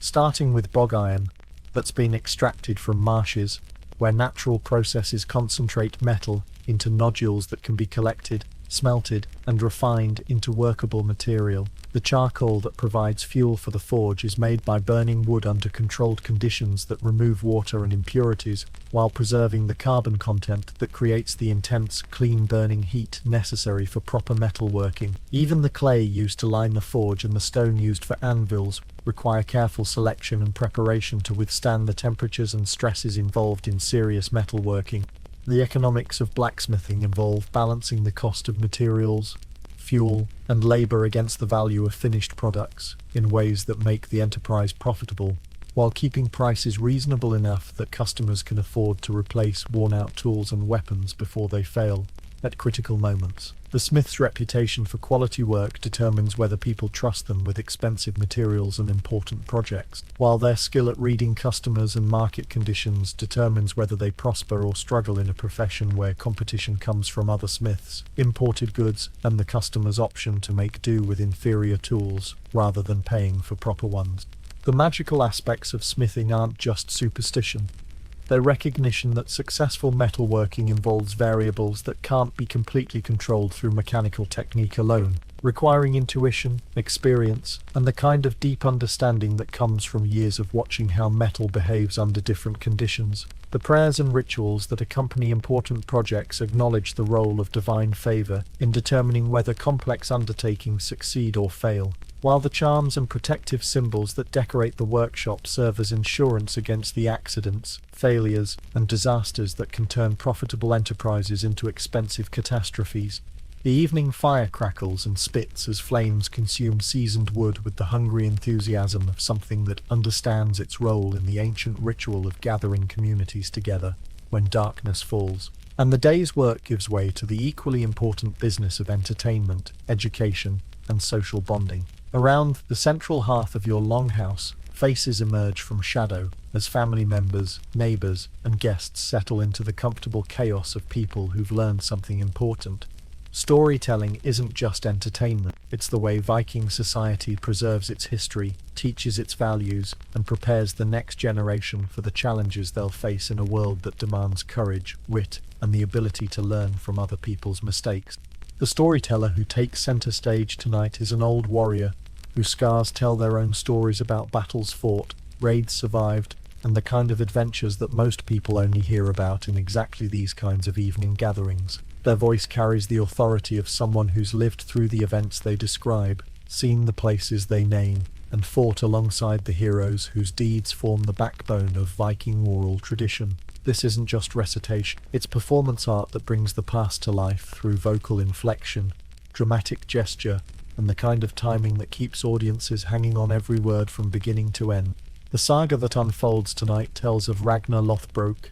and his sons, those legendary figures whose exploits have become the gold standard for Viking achievement in the fields of raiding, conquest, and generally making their enemies regret the day they were born. The story weaves together historical events and mythological elements in ways that blur the line between fact and legend, creating narratives that are simultaneously entertainment and instruction manual for anyone who aspires to greatness in a culture where reputation is everything and being forgotten is worse than death. The audience participates in ways that would surprise people accustomed to passive entertainment, calling out responses at key moments, correcting details when the storyteller's version differs from the one they learned from their own elders, and adding their own experiences when the narrative touches on events they've witnessed or participated in personally. This isn't just listening, it's collaborative storytelling that keeps the tales alive, relevant, and connected to the lived experience of the community, ensuring that each telling is slightly different but essentially true to the spirit of the original events. The children who listen from their places closest to the fire are absorbing more than entertainment. They're learning the behavioral models that will guide their own choices when they face similar challenges in their adult lives. The heroes of these stories demonstrate courage in battle, loyalty to friends, cleverness in difficult situations, and the kind of practical wisdom that comes from understanding how the world actually works, rather than how people wish it worked. These aren't fairy tales with happy endings, they're survival guides disguised as entertainment. The moral lessons embedded in Viking storytelling are complex and nuanced, reflecting a culture that values strength, but also wisdom, courage, but also cunning, loyalty, but also the ability to recognize when loyalty becomes foolishness. The heroes of these tales win through a combination of fighting skill, strategic thinking, divine favor, and pure luck, teaching listeners that success requires preparation, skill, and the wisdom to recognize opportunities when they present themselves, but also the humility to acknowledge that fate plays a role in determining outcomes. The historical preservation that happens through oral tradition keeps alive the memory of events, people, and places that might otherwise be lost to time, because Viking society relies on human memory rather than written records to maintain continuity with the past. Each storyteller is a living library whose repertoire includes genealogies that establish family connections, legal precedents that guide dispute resolution, and cultural knowledge that helps communities maintain their identity across generations of change and challenge. The entertainment value of these evening sessions provides relief from the physical and emotional stresses of daily life in a harsh environment, offering laughter, excitement, and the vicarious thrills that come from hearing about adventures that are exciting to experience secondhand, but potentially fatal to participate in directly. The best storytellers know how to balance humor with drama, action with reflection, and familiar tales with new material that keeps audiences engaged session after session. The social bonding that occurs around the evening fire strengthens the relationships that hold communities together during times of stress, conflict, and hardship, because shared experiences create the mutual understanding and trust that make cooperation possible when individual survival depends on group solidarity. People who laugh together, learn together, and share stories together are more likely to support each other when circumstances require sacrifice, risk, and the kind of mutual aid that determines whether communities thrive or fragment under pressure. The competitive aspect of storytelling encourages excellence in performance and preservation of cultural knowledge, as storytellers vie for audience attention, approval, and the kind of reputation that brings invitations to perform at important gatherings where their skills can be displayed before influential audiences. The best storytellers become celebrities whose presence at feasts, weddings, and political assemblies adds prestige to events and ensures that their own names will be remembered along with the heroes whose deeds they celebrate, creating a kind of immortality that extends beyond individual lifespans through the power of words well spoken and stories well told. The feast that celebrates your return from a successful raid, transforms the longhouse into something that resembles Valhalla itself. If Valhalla were decorated with stolen monastery treasures and filled with Vikings who've been drinking mead since the sun was high enough to justify calling it afternoon rather than morning, the long wooden tables that normally serve everyday meals have been expanded, reinforced and loaded with enough food to feed a small army, which is convenient since that's essentially what your raiding party has become after weeks of living on dried fish and whatever they could steal from monasteries whose kitchens were apparently designed by people who'd never heard of proper seasoning. The centerpiece of tonight's feast is a whole roasted pig that's been turning over the fire since before dawn, its skin crackling and golden, fat dripping into the flames with the satisfying sizzle that announces meat properly prepared by people who understand that cooking is just another form of warfare against hunger, boredom, and the kind of dietary monotony that makes even successful raiders dream of home cooking. The carving of this magnificent beast is a ceremony in itself, performed by the raid leader with the same precision and flair that they normally reserve for dividing treasure or negotiating the surrender of people who've made the mistake of thinking their walls were tall enough to keep out determined Vikings. The variety of dishes spread across the tables represents the accumulated culinary wisdom of generations of Vikings who've learned to transform basic ingredients into meals that can satisfy warriors whose appetites have been sharpened by weeks of violence, adventure, and the kind of physical exertion that makes everything taste better by comparison. Barley bread, still warm from the oven, sits alongside wheels of cheese that have been aging in cool storage since the last successful harvest, while bowls of stewed vegetables provide the vitamins and minerals that keep scurvy at bay and prevent the kind of nutritional deficiencies that turn fearsome raiders into walking examples of what happens when you try to live entirely on meat and alcohol. The mead that flows like honey-coloured rivers from wooden casks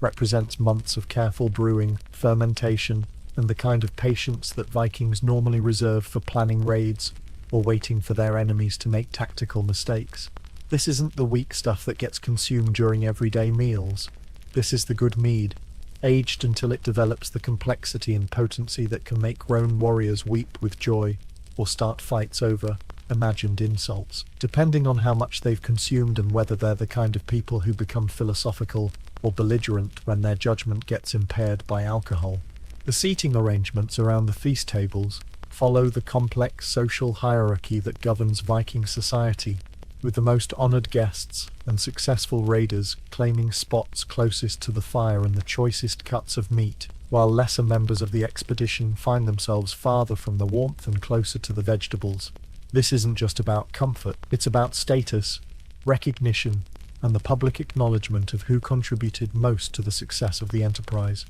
and who deserves the biggest share of both glory and food in the celebrations that follow. The drinking horns that circulate among the feasters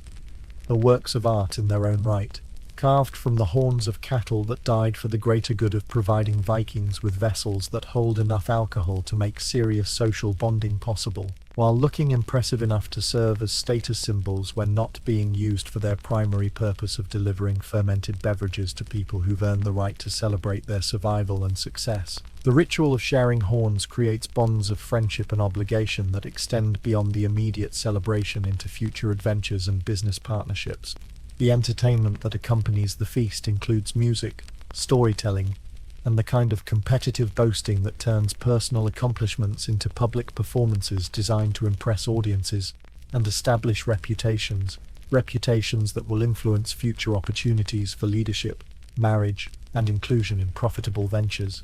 The stories told tonight focus on the recent raid, with each participant adding their own perspective to the collective narrative that will eventually become the official version of events that gets passed down to future generations as an example of how proper Vikings conduct their business affairs. The games and contests that break out as the evening progresses test skills that range from arm wrestling and knife throwing to riddle contests and the kind of verbal sparring that demonstrates wit, intelligence, and the ability to think quickly under pressure. These aren't just entertainment, they're informal evaluations of personal qualities that determine social standing and influence decisions about who gets included in future expeditions, marriage negotiations, and political alliances that shape community relationships and individual prospects. The food consumption that occurs during a proper Viking feast would impress modern competitive eaters, as warriors who've been living on campaign rations for weeks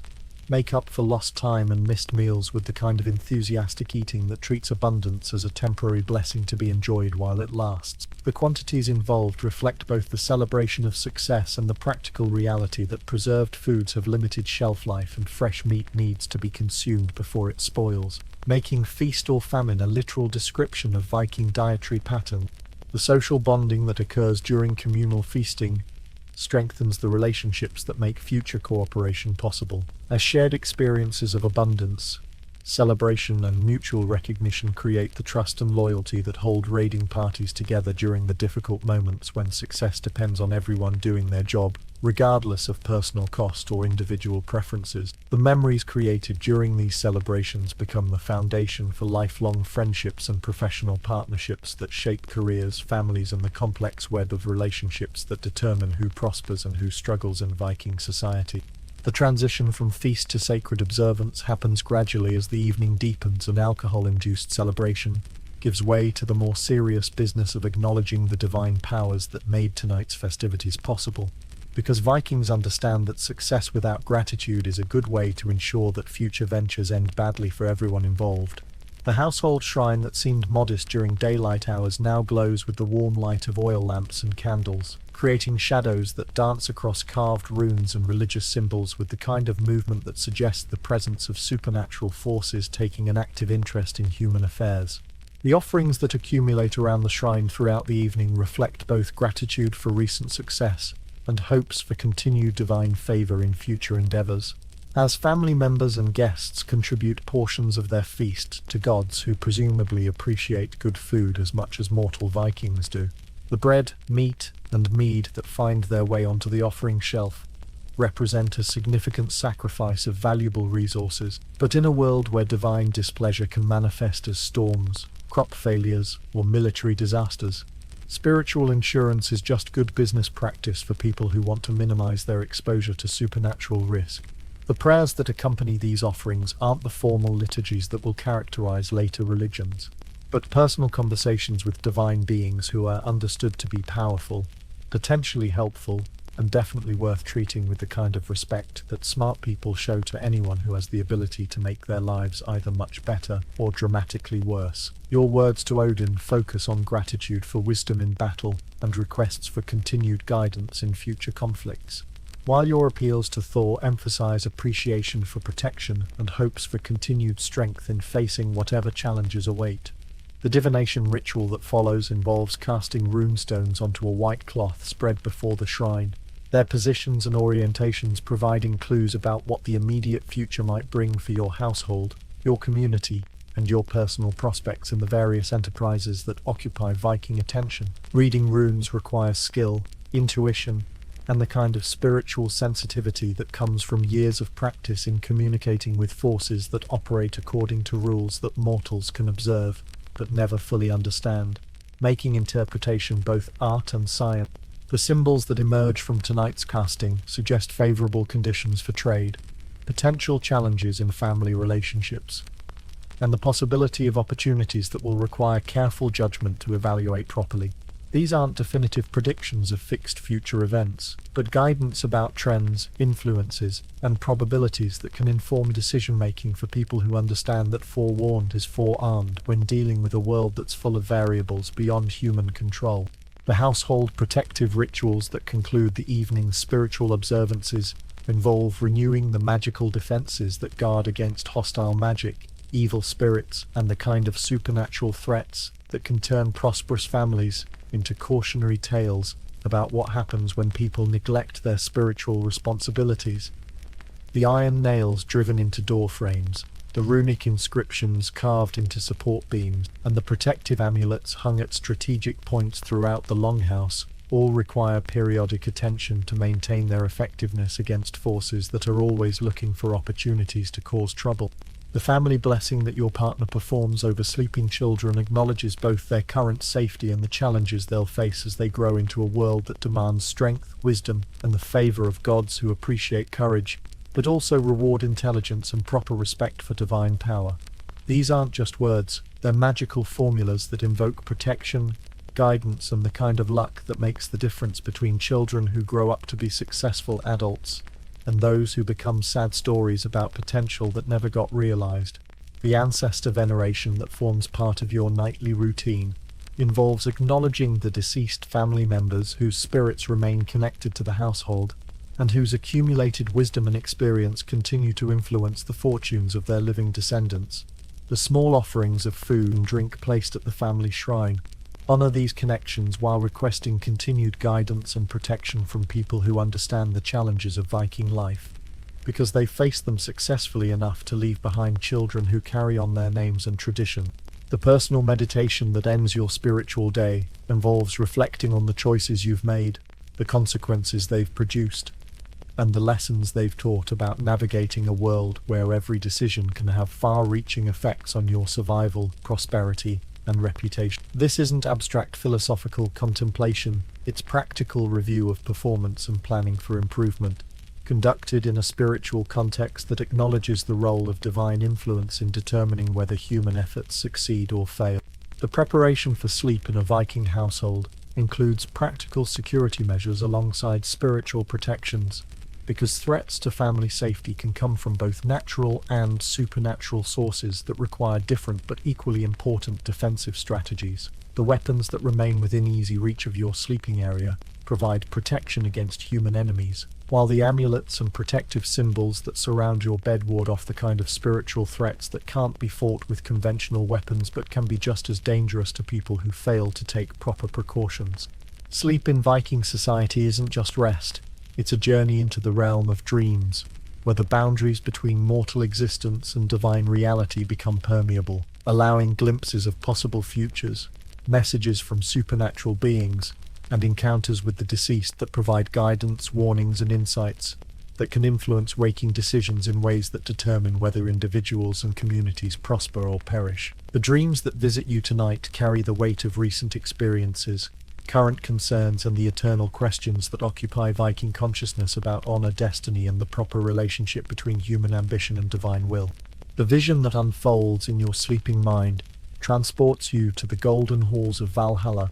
where fallen warriors feast eternally in preparation for the final battle that will determine the fate of gods and mortals alike. The architectural splendor of Odin's hall surpasses anything in the mortal world, with walls of spear shafts and a roof of shields that gleam like captured sunlight, while the 840 doors that provide entrances speak to the vast numbers of the honored dead who've earned their places at the All-Father's table through courage in battle and death with weapons in their hands. The Einherjar who populate this divine feast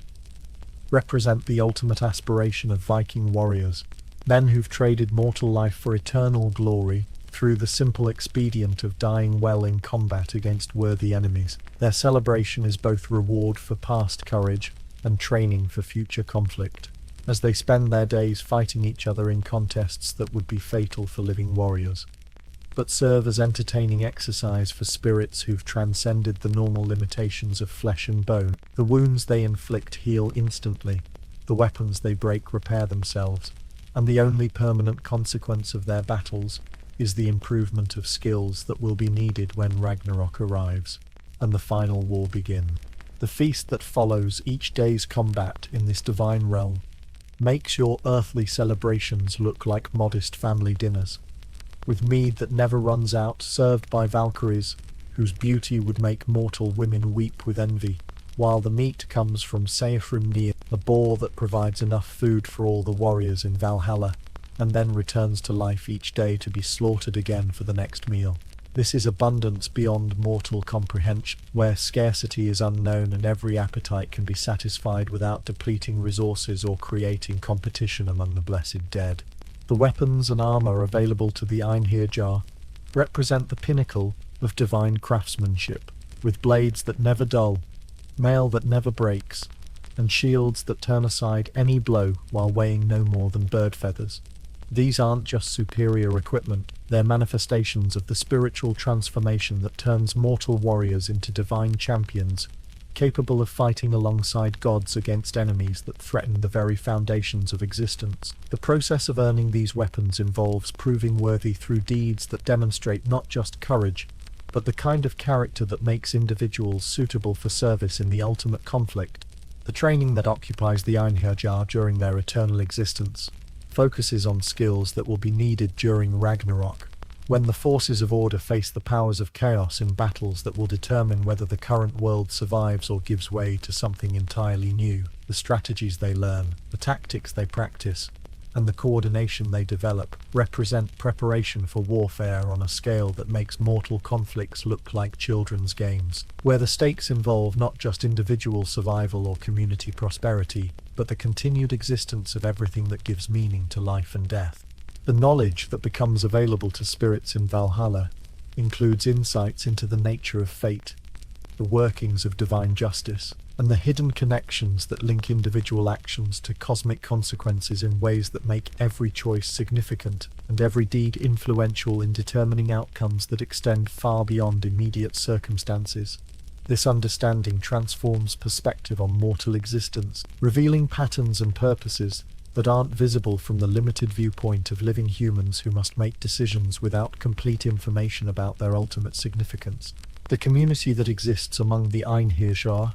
transcends the ethnic, political, and cultural divisions that separate warriors in the mortal world, creating bonds based on shared values, common purpose, and mutual respect for the courage that brought each individual to Odin's attention. Former enemies fight side by side, ancient feuds are forgotten, and the petty conflicts that seem so important to the living pale in comparison to the unity needed for service in the ultimate cause that justifies all earthly struggles and sacrifices. The connection between the divine realm and mortal existence flows both ways, with the spirits of Valhalla maintaining interest in the affairs of their living descendants, while the deeds of earthly warriors influence their standing in the celestial hierarchy. The prayers, offerings, and proper conduct of family members on earth contribute to the honor and status of deceased relatives in the afterlife, while the wisdom and protection of the honored dead provide guidance and support for living Vikings who face challenges similar to those their ancestors overcame through courage, skill, and divine favor. The prophetic aspect of your dream reveals glimpses of possible futures that depend on choices not yet made, paths not yet taken, and opportunities not yet seized or missed. The images that flicker through your sleeping consciousness show potential outcomes of current ventures, warning signs of approaching dangers, and hints about strategies that might lead to success in enterprises where failure could mean death, dishonor, or the kind of consequences that affect not just individuals but entire families and communities. The awakening that gradually draws you back to mortal consciousness carries with it the memory of divine inspiration, supernatural guidance, and the renewed sense of purpose that comes from understanding your place in the larger pattern of existence that connects individual actions to cosmic significance. The dream fades, but its influence remains, shaping your perspective on the day ahead and the choices you'll make as you continue the eternal Viking quest for honor, prosperity, and the kind of legacy that ensures your name will be remembered long after your body returns to the earth that gave it birth. The pre-dawn darkness that precedes another day in your Viking existence carries the familiar promise of possibilities waiting to be seized by those bold enough to reach for them. Because in this world, yesterday's successes are already becoming tomorrow's memories, and only today's actions determine whether your story continues as a tale of rising fortune or becomes a cautionary example of what happens when ambition exceeds ability. The longhouse around you stirs with the quiet sounds of a household preparing for whatever challenges the new day might bring, whether that involves tending crops, crafting tools, negotiating trade agreements, or planning the next raid that could make everyone rich or get everyone killed in spectacular fashion. Your weapons await their daily inspection with the patient reliability of tools that have been crafted to last longer than the people who wield them. Their edges, still sharp from yesterday's maintenance,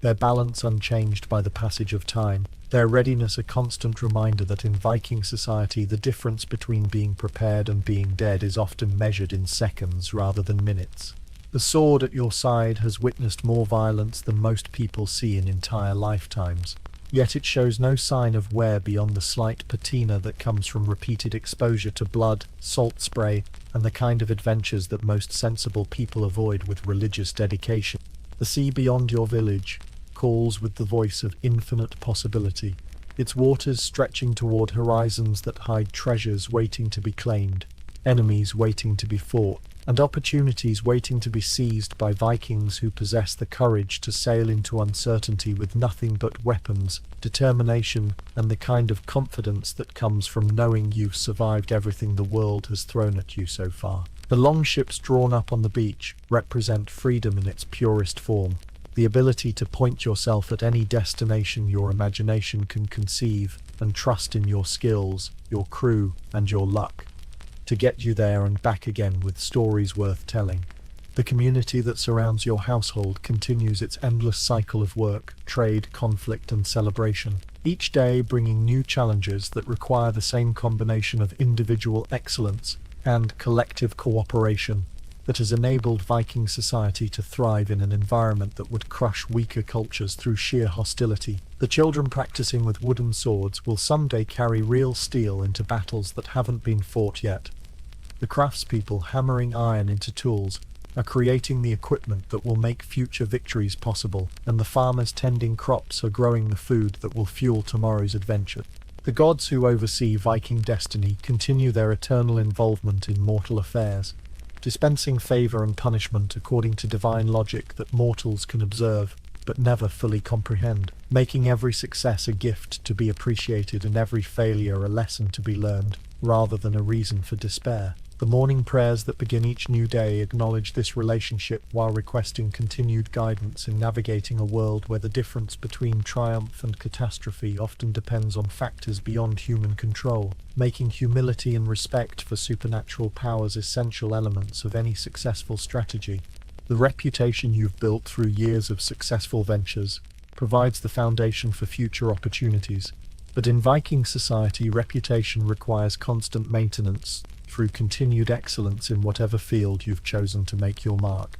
Yesterday's victories buy you today's respect,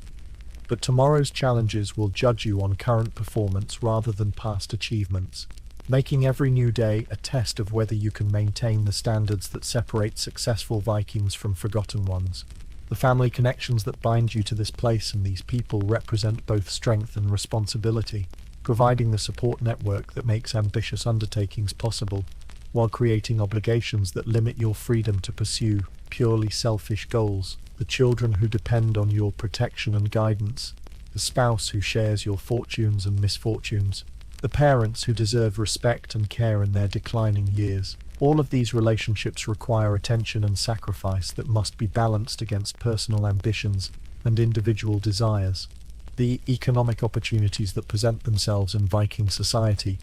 reward those who can recognize value where others see only risk. Whether that involves identifying profitable trade routes, evaluating the potential of untested technologies, or calculating the likely returns on investments in everything from livestock to longships. The silver that jingles in your purse represents past successes, but the real wealth lies in your ability to turn current resources into future prosperity through decisions that require courage, wisdom, and the kind of market timing that separates successful entrepreneurs from expensive cautionary tales. The political landscape that shapes Viking life continues to evolve as alliances form and dissolve. Leaders rise and fall, and communities adapt to changing circumstances that require flexibility, intelligence, and the ability to recognize when cooperation serves your interests better than competition. The connections you maintain with neighbors, the loyalty you inspire in followers, and the respect you earn from rivals all contribute to your ability to navigate the complex social environment that determines whether your plans succeed or fail. The legacy you're building through your choices and actions will outlive your physical existence, shaping the opportunities available to your descendants while contributing to the collective achievement of Viking civilization in its ongoing struggle to carve out prosperity and security in a hostile world. The stories that will be told about your life, the examples you set for others to follow, and the institutions you help create or strengthen all represent forms of immortality that transcend individual mortality through lasting influence on the course of human events. As morning light begins to filter through the smoke hole in your longhouse roof, illuminating the familiar surroundings that represent home, security, and the foundation from which all adventures must launch, and to which all journeys must return, you're reminded of something fundamental. Being Viking isn't just about the dramatic moments of combat and conquest that capture popular imagination. It's about the daily commitment to excellence, courage, and the pursuit of worthy goals that makes each sunrise the beginning of another chapter in a story that's limited only by your willingness to write it with your own blood, sweat, and determination. Today, like every day, offers the chance to become more than you were yesterday, to achieve something worth remembering, and to prove once again that Vikings don't just survive in a harsh world, they thrive in it, prosper from it, and shape it according to their will through the simple expedient of refusing to accept limitations that weaker peoples mistake for unchangeable reality. Let's continue with some stories. The amber in your hands catches the morning light like trapped fire,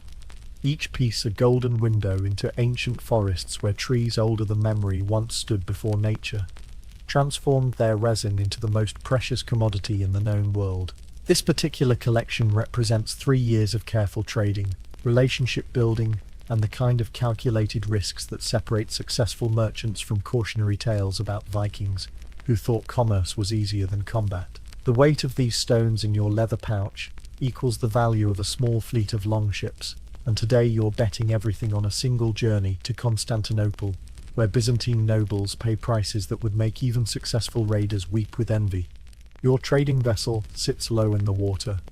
its hull packed with goods that represent the concentrated wealth of a dozen Viking communities: amber from the Baltic shores, furs from the forests of Scandinavia, walrus ivory from Greenland's frozen wastes,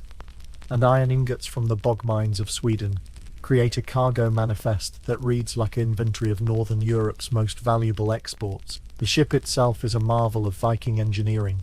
built specifically for commerce rather than warfare, with a deeper draft for stability in rough seas, and reinforced storage compartments designed to protect valuable cargo from the kind of weather that turns profitable voyages into expensive disasters. The crew you've assembled for this venture represents the finest collection of specialists that silver can buy and reputation can attract. Your navigator has guided ships through the treacherous waters of the eastern routes for more than 20 years, reading currents and weather patterns with the skill of someone who understands that a single mistake in these waters can mean death for everyone aboard. The ship's guards are veterans of both raiding and trading expeditions, men who know when to fight and when to negotiate, understanding that successful commerce sometimes requires the threat of violence, but preferably not its actual application. The diplomatic papers tucked safely in your leather satchel represent months of careful negotiation with Byzantine officials who control access to the markets of Constantinople, legal documents that transform potential pirates into legitimate merchants in the eyes of imperial customs officers. These permits cost more than most Vikings earn in a year, but they're essential for conducting business in a city where unauthorized traders often find themselves decorating the walls with their heads while their goods disappear into the imperial treasury as evidence of their criminal intentions. Your wife stands on the dock with the kind of expression that suggests she's calculated the odds of your return and isn't entirely pleased with the mathematics involved. She's not just seeing you off on another business trip, she's watching you risk everything the family has built on a venture that could make you wealthy beyond imagination, or leave her a widow with debts that will take generations to repay. The children clustered around her legs understand that their father is going away again, but they're too young to grasp that this particular departure might be permanent in ways that have nothing to do with sea monsters or enemy action. The morning tide that carries your ship away from familiar shores represents the point of no return in more ways than one,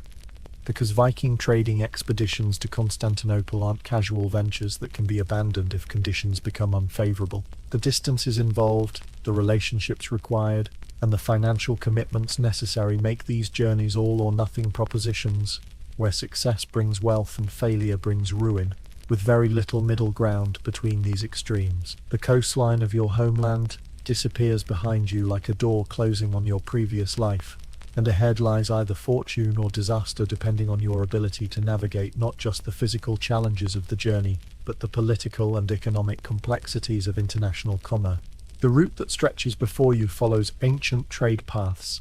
that have been used by merchants since before Vikings learned to build ships capable of ocean voyages. The rivers of Russia provide highways into the interior of a continent where Slavic tribes control resources that Byzantine nobles desire, while Viking merchants provide the skills and connections necessary to transport these goods to markets where they command premium prices. This isn't just trade, it's cultural exchange on a scale that shapes the development of entire civilizations through the simple process of moving valuable objects from places where they're common to places where they're rare. The first leg of your journey takes you through the familiar waters of the Baltic Sea, where Viking ships have dominated commerce for generations, and where your reputation as a trader provides safe passage through territories controlled by Jarls, who respect successful merchants almost as much as successful warriors. The winds are favorable, the weather holds steady, and your crew settles into the rhythm of long-distance sailing with the confidence of professionals who've done this before and expect to do it again, assuming the gods continue to smile on their endeavors and the laws of probability don't suddenly turn hostile. The trading posts that dot the coastline represent stepping stones in a commercial network that stretches from Greenland to the Black Sea, each one a small Viking settlement that serves as both marketplace and fortress where merchants can resupply, repair equipment, and gather intelligence about conditions ahead. The harbour fees you pay at each stop are investments in security and information, because successful trading requires knowing which routes are safe, which officials can be bribed, and which local conflicts might disrupt normal business operations in ways that turn profitable ventures into expensive catastrophes. The conversations you have with other merchants during these brief stops reveal the complex web of relationships, rivalries, and mutual dependencies that characterize Viking commerce in the eastern regions. Information about prices, political developments, and traveling conditions gets exchanged with the kind of casual efficiency that marks professional traders who understand that knowledge is often more valuable than any physical commodity. A warning about Slavic raiders operating near Kiev might save your expedition, while news about Byzantine demand for particular goods could determine whether your cargo earns modest profits or spectacular returns. The diplomatic challenges begin to manifest as you move deeper into territories where Viking traders are tolerated rather than welcomed,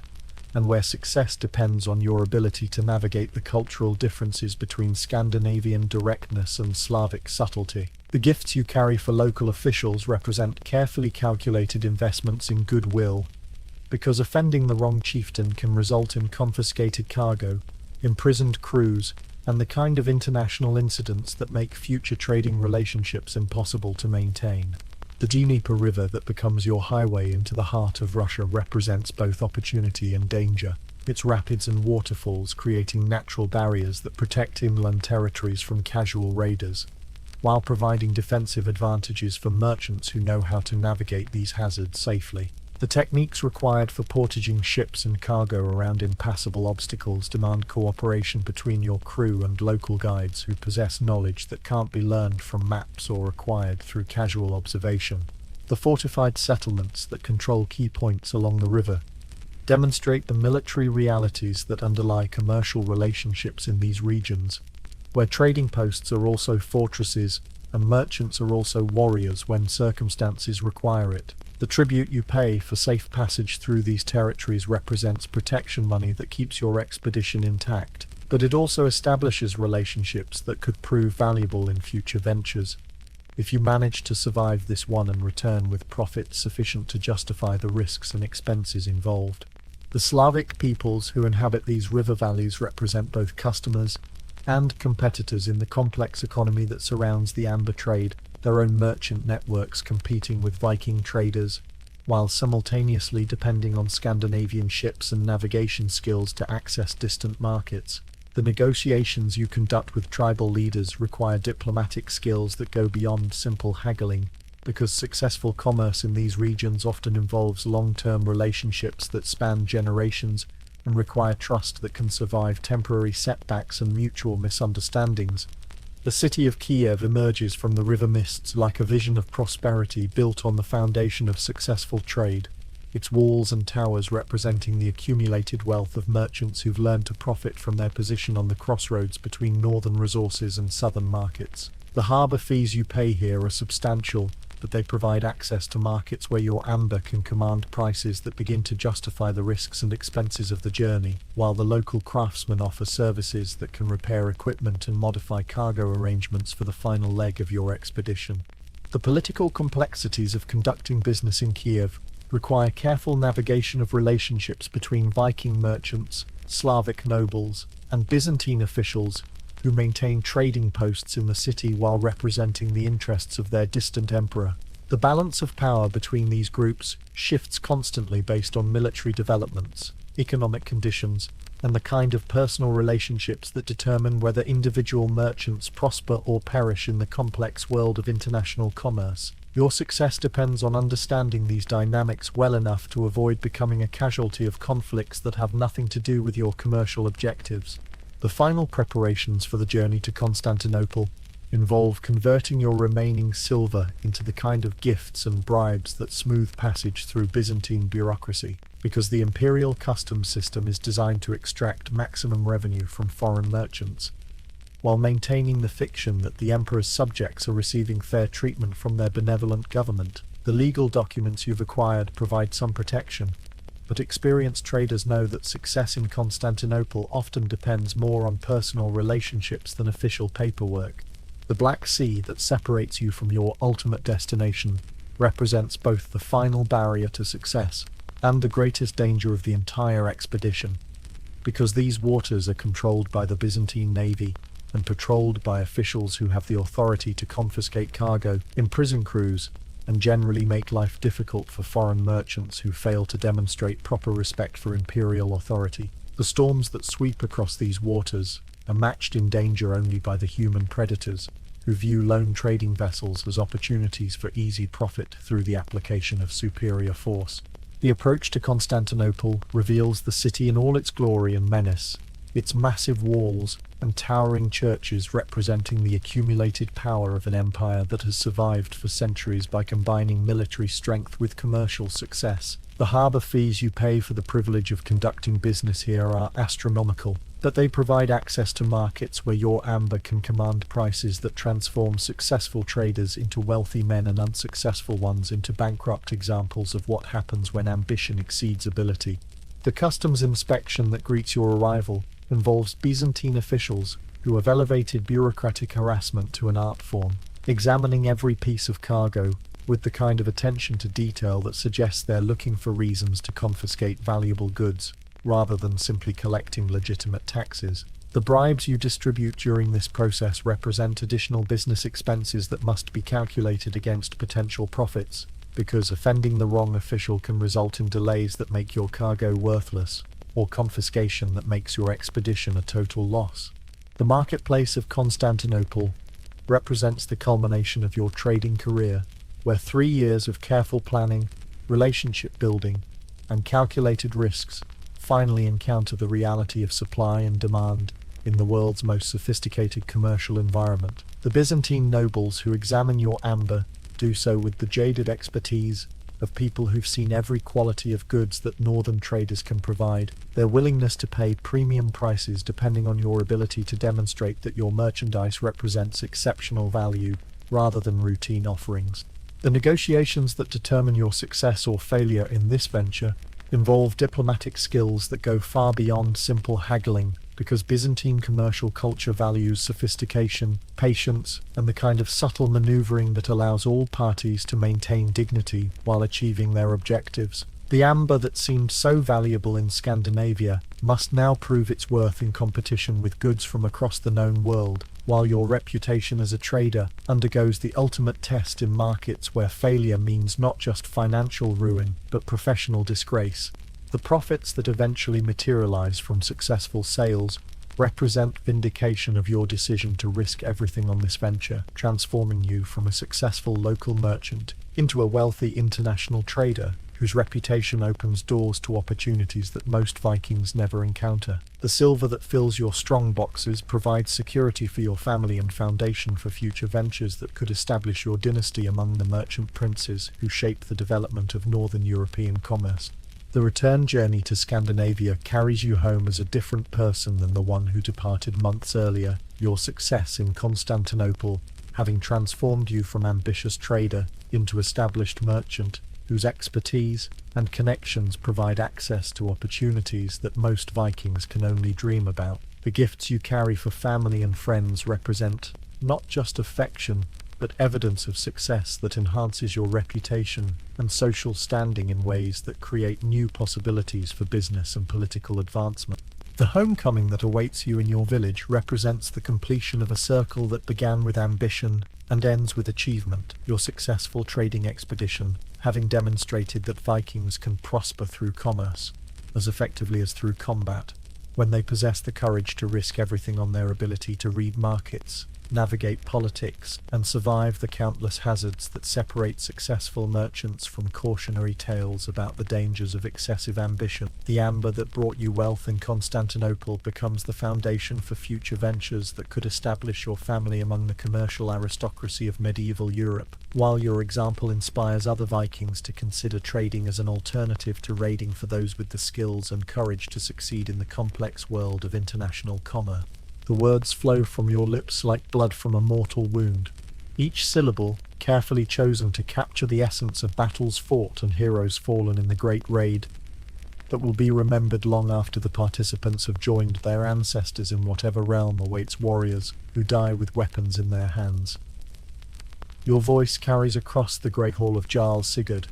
where the assembled nobles and their retainers listen with the focused intensity of people who understand that they are witnessing the creation of immortality through the ancient art of transforming deeds into words that will outlive the flesh that performed them. The harp in your hands responds to your touch with the voice of carved wood and tensioned strings, its notes weaving between your words like golden threads binding together the fabric of memory and meaning that transforms raw experience into the kind of saga that mothers will sing to their children and warriors will recite around campfires for generations yet unborn. This instrument has been your companion for more than 30 years, its worn surfaces bearing the marks of countless performances in halls both grand and humble, before audiences ranging from kings to common farmers who hunger for stories that give meaning to their struggles and significance to their achievements. The saga you perform tonight tells the story of the great battle at Stamford Bridge, where Harold Hardrada,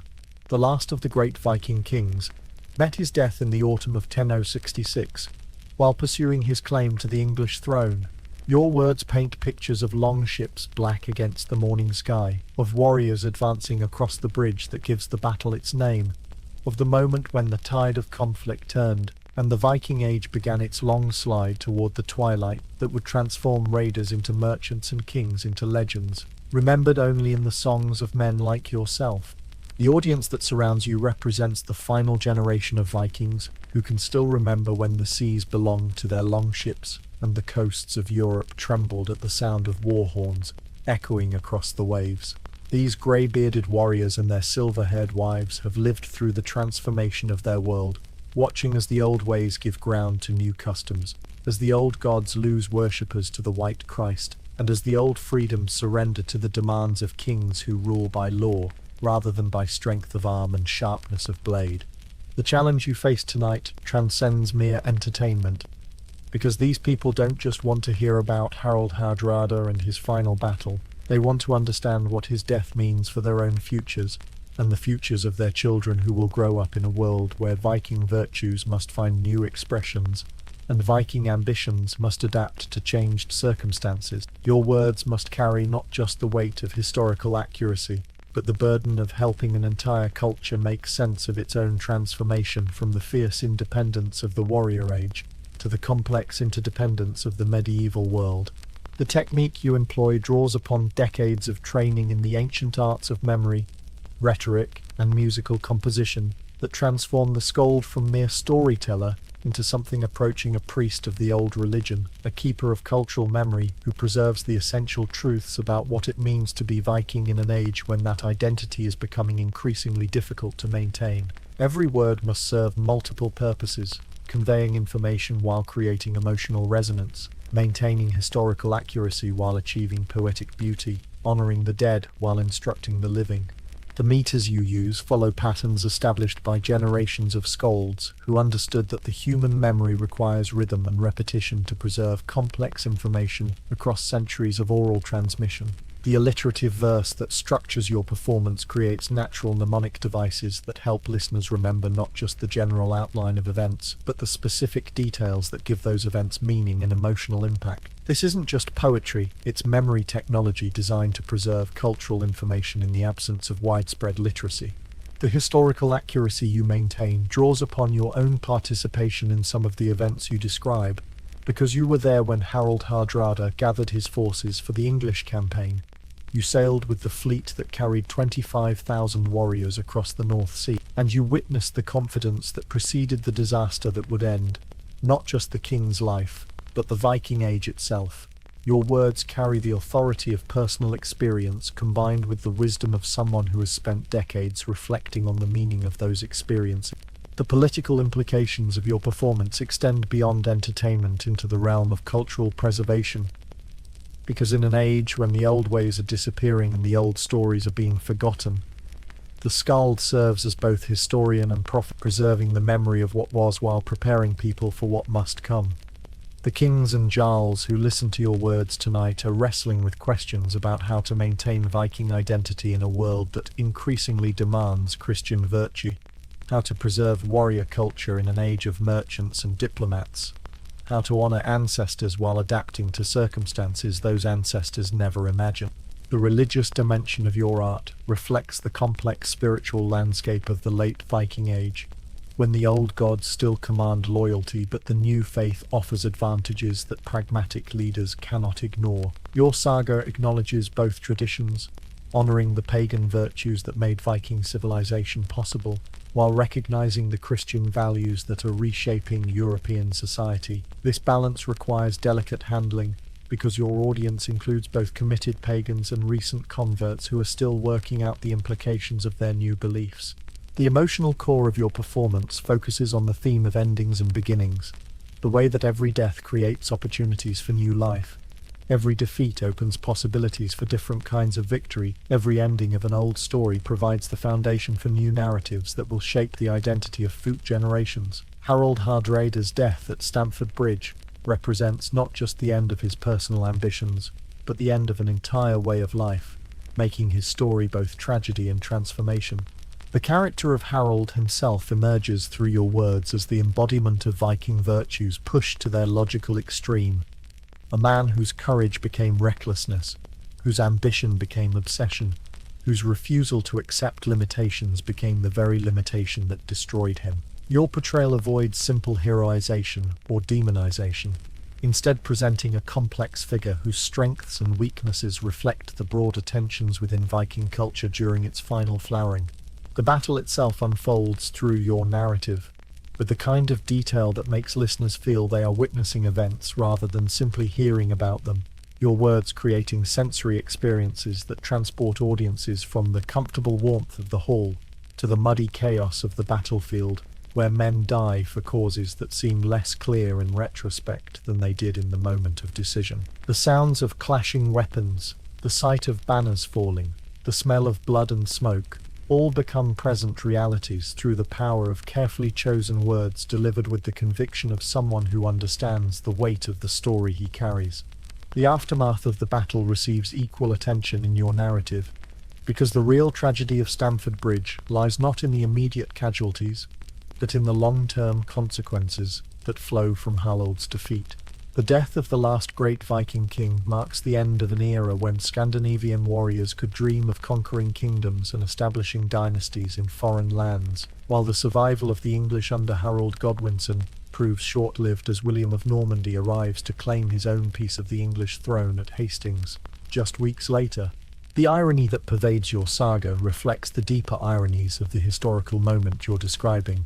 where Viking defeat at Stamford Bridge leads to Norman victory at Hastings, and where the Normans themselves are descendants of Vikings who adapted to changed circumstances by becoming something new while retaining the essential qualities that made their ancestors successful. This transformation from Viking to Norman provides both warning and hope for your current audience, suggesting that cultural adaptation need not mean cultural extinction. The legacy theme that runs through your performance addresses the question of what survives when the old ways disappear, exploring how Viking values can find new expressions in changed circumstances, and how the essential spirit of a culture can persist even when its external forms must be abandoned. The merchants who are replacing raiders, the diplomats who are replacing berserkers, the lawyers who are replacing sword settlers, all represent continuity as well as change. Viking adaptability applied to new challenges in new environments. The personal dimension of your art emerges as the performance continues,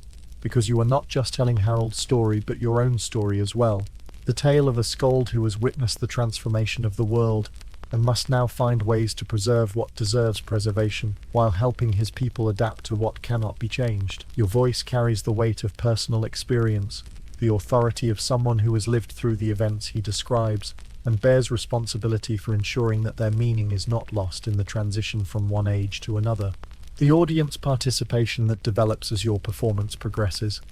demonstrates the communal nature of skaldic art, where the boundary between performer and audience dissolves into shared experience of cultural memory and collective identity. Voices join yours in familiar refrains, heads nod in recognition of shared knowledge, and the occasional comment or correction from veteran warriors adds layers of authenticity to the narrative that no single voice could provide. The emotional climax of your performance comes not with Harold's death, but with the moment of recognition when your audience understands that they are witnessing not just the end of a king, but the end of their own way of life. The realization that the world their children will inherit will be fundamentally different from the one that shaped their own identities and values. This moment of understanding transforms entertainment into education, performance into prophecy, storytelling into the kind of cultural work that helps societies navigate fundamental transitions. The resolution of your saga addresses the question of how to live with honor in a world where the old definitions of honor no longer apply, how to maintain courage when the old objects of courage have disappeared, how to preserve wisdom when the old sources of wisdom are being forgotten or actively suppressed. Your words suggest that the essential qualities that made Vikings successful can find new applications in changed circumstances, but only if people are willing to embrace transformation while maintaining connection to their roots. The final notes of your harp fade into silence that carries more weight than applause, because your audience understands that they have participated in something more significant than entertainment. They have been present at the creation of cultural artifact that will preserve this moment of recognition and understanding for future generations who will face their own challenges in maintaining identity while adapting to change. The silence acknowledges both the ending of your performance and the beginning of the reflection that must follow, the individual and collective work of determining how to honor the past while embracing the future. The payment you receive for your performance includes silver and gold that represent the material value of your services, but also the less tangible but more important compensation of knowing that you have fulfilled your function as keeper of cultural memory and facilitator of cultural adaptation. The skills you have developed over decades of practice and performance have served their highest purpose tonight, helping a community understand its place in the larger sweep of history, while providing tools for navigating the challenges that lie ahead. The conversations that continue long after your official performance has ended reveal the impact of your words on people who are wrestling with questions about identity, purpose, and adaptation that have no easy answers, but must be addressed. If Viking culture is to survive in some form, the transformation that is already underway. Your saga has provided not solutions but perspective, not answers but better questions, not certainty but the kind of understanding that makes uncertainty bearable and change manageable. The departure you make from Jarl Sigurd's hall carries you into the darkness of a world that is itself in transition, where the old certainties are disappearing and the new arrangements are still taking shape, where the role of the skald is evolving along with everything else, as oral tradition gives way to written records and professional entertainers. Replace the culture bearers who once preserved the essential truths of entire civilizations. Your art represents both continuity and change, tradition and innovation, the old forms serving new purposes in a world that values the past while embracing the future. The road that stretches ahead of you leads to other halls, other audiences, other opportunities to practice the ancient art of transforming experience into memory, memory into meaning, and meaning into the kind of understanding that helps people maintain their humanity while adapting to circumstances that their ancestors never imagined. Your voice carries the weight of centuries of tradition, but it also carries the burden of helping that tradition evolve in ways that preserve its essence, while adapting its expression to the needs of a changed and changing world. The legacy you leave behind consists not just of the specific stories you have told, but of the larger understanding you have fostered about the relationship between past and future, tradition and innovation, identity and adaptation. Your work as a skald has demonstrated that cultural survival depends not on rigid preservation of old forms, but on creative adaptation of essential values to new circumstances, not on resistance to change, but on wisdom in managing change, not on the futile attempt to stop time, but on the achievable goal of ensuring that what deserves to survive finds ways to persist in new forms suited to new conditions. The final song you carry with you as you leave Jarl Sigurd's hall is not the saga of Harald Hardrada, but the unfinished story of the Viking people themselves, whose greatest adventures may lie not in the past, but in the future, whose greatest victories may come not from conquest, but from adaptation, whose greatest legacy may be not the kingdoms they seized, but the cultures they created and sustained through centuries of change that tested their resilience and confirmed their capacity for renewal. The Viking Age may be ending, but the Viking spirit lives on in new forms, new expression, new stories that future skalds will tell around fires yet to be kindled, in halls yet to be built, to audiences yet to be born who will face their own challenges with courage inherited from ancestors who never yielded to despair or accepted defeat as final.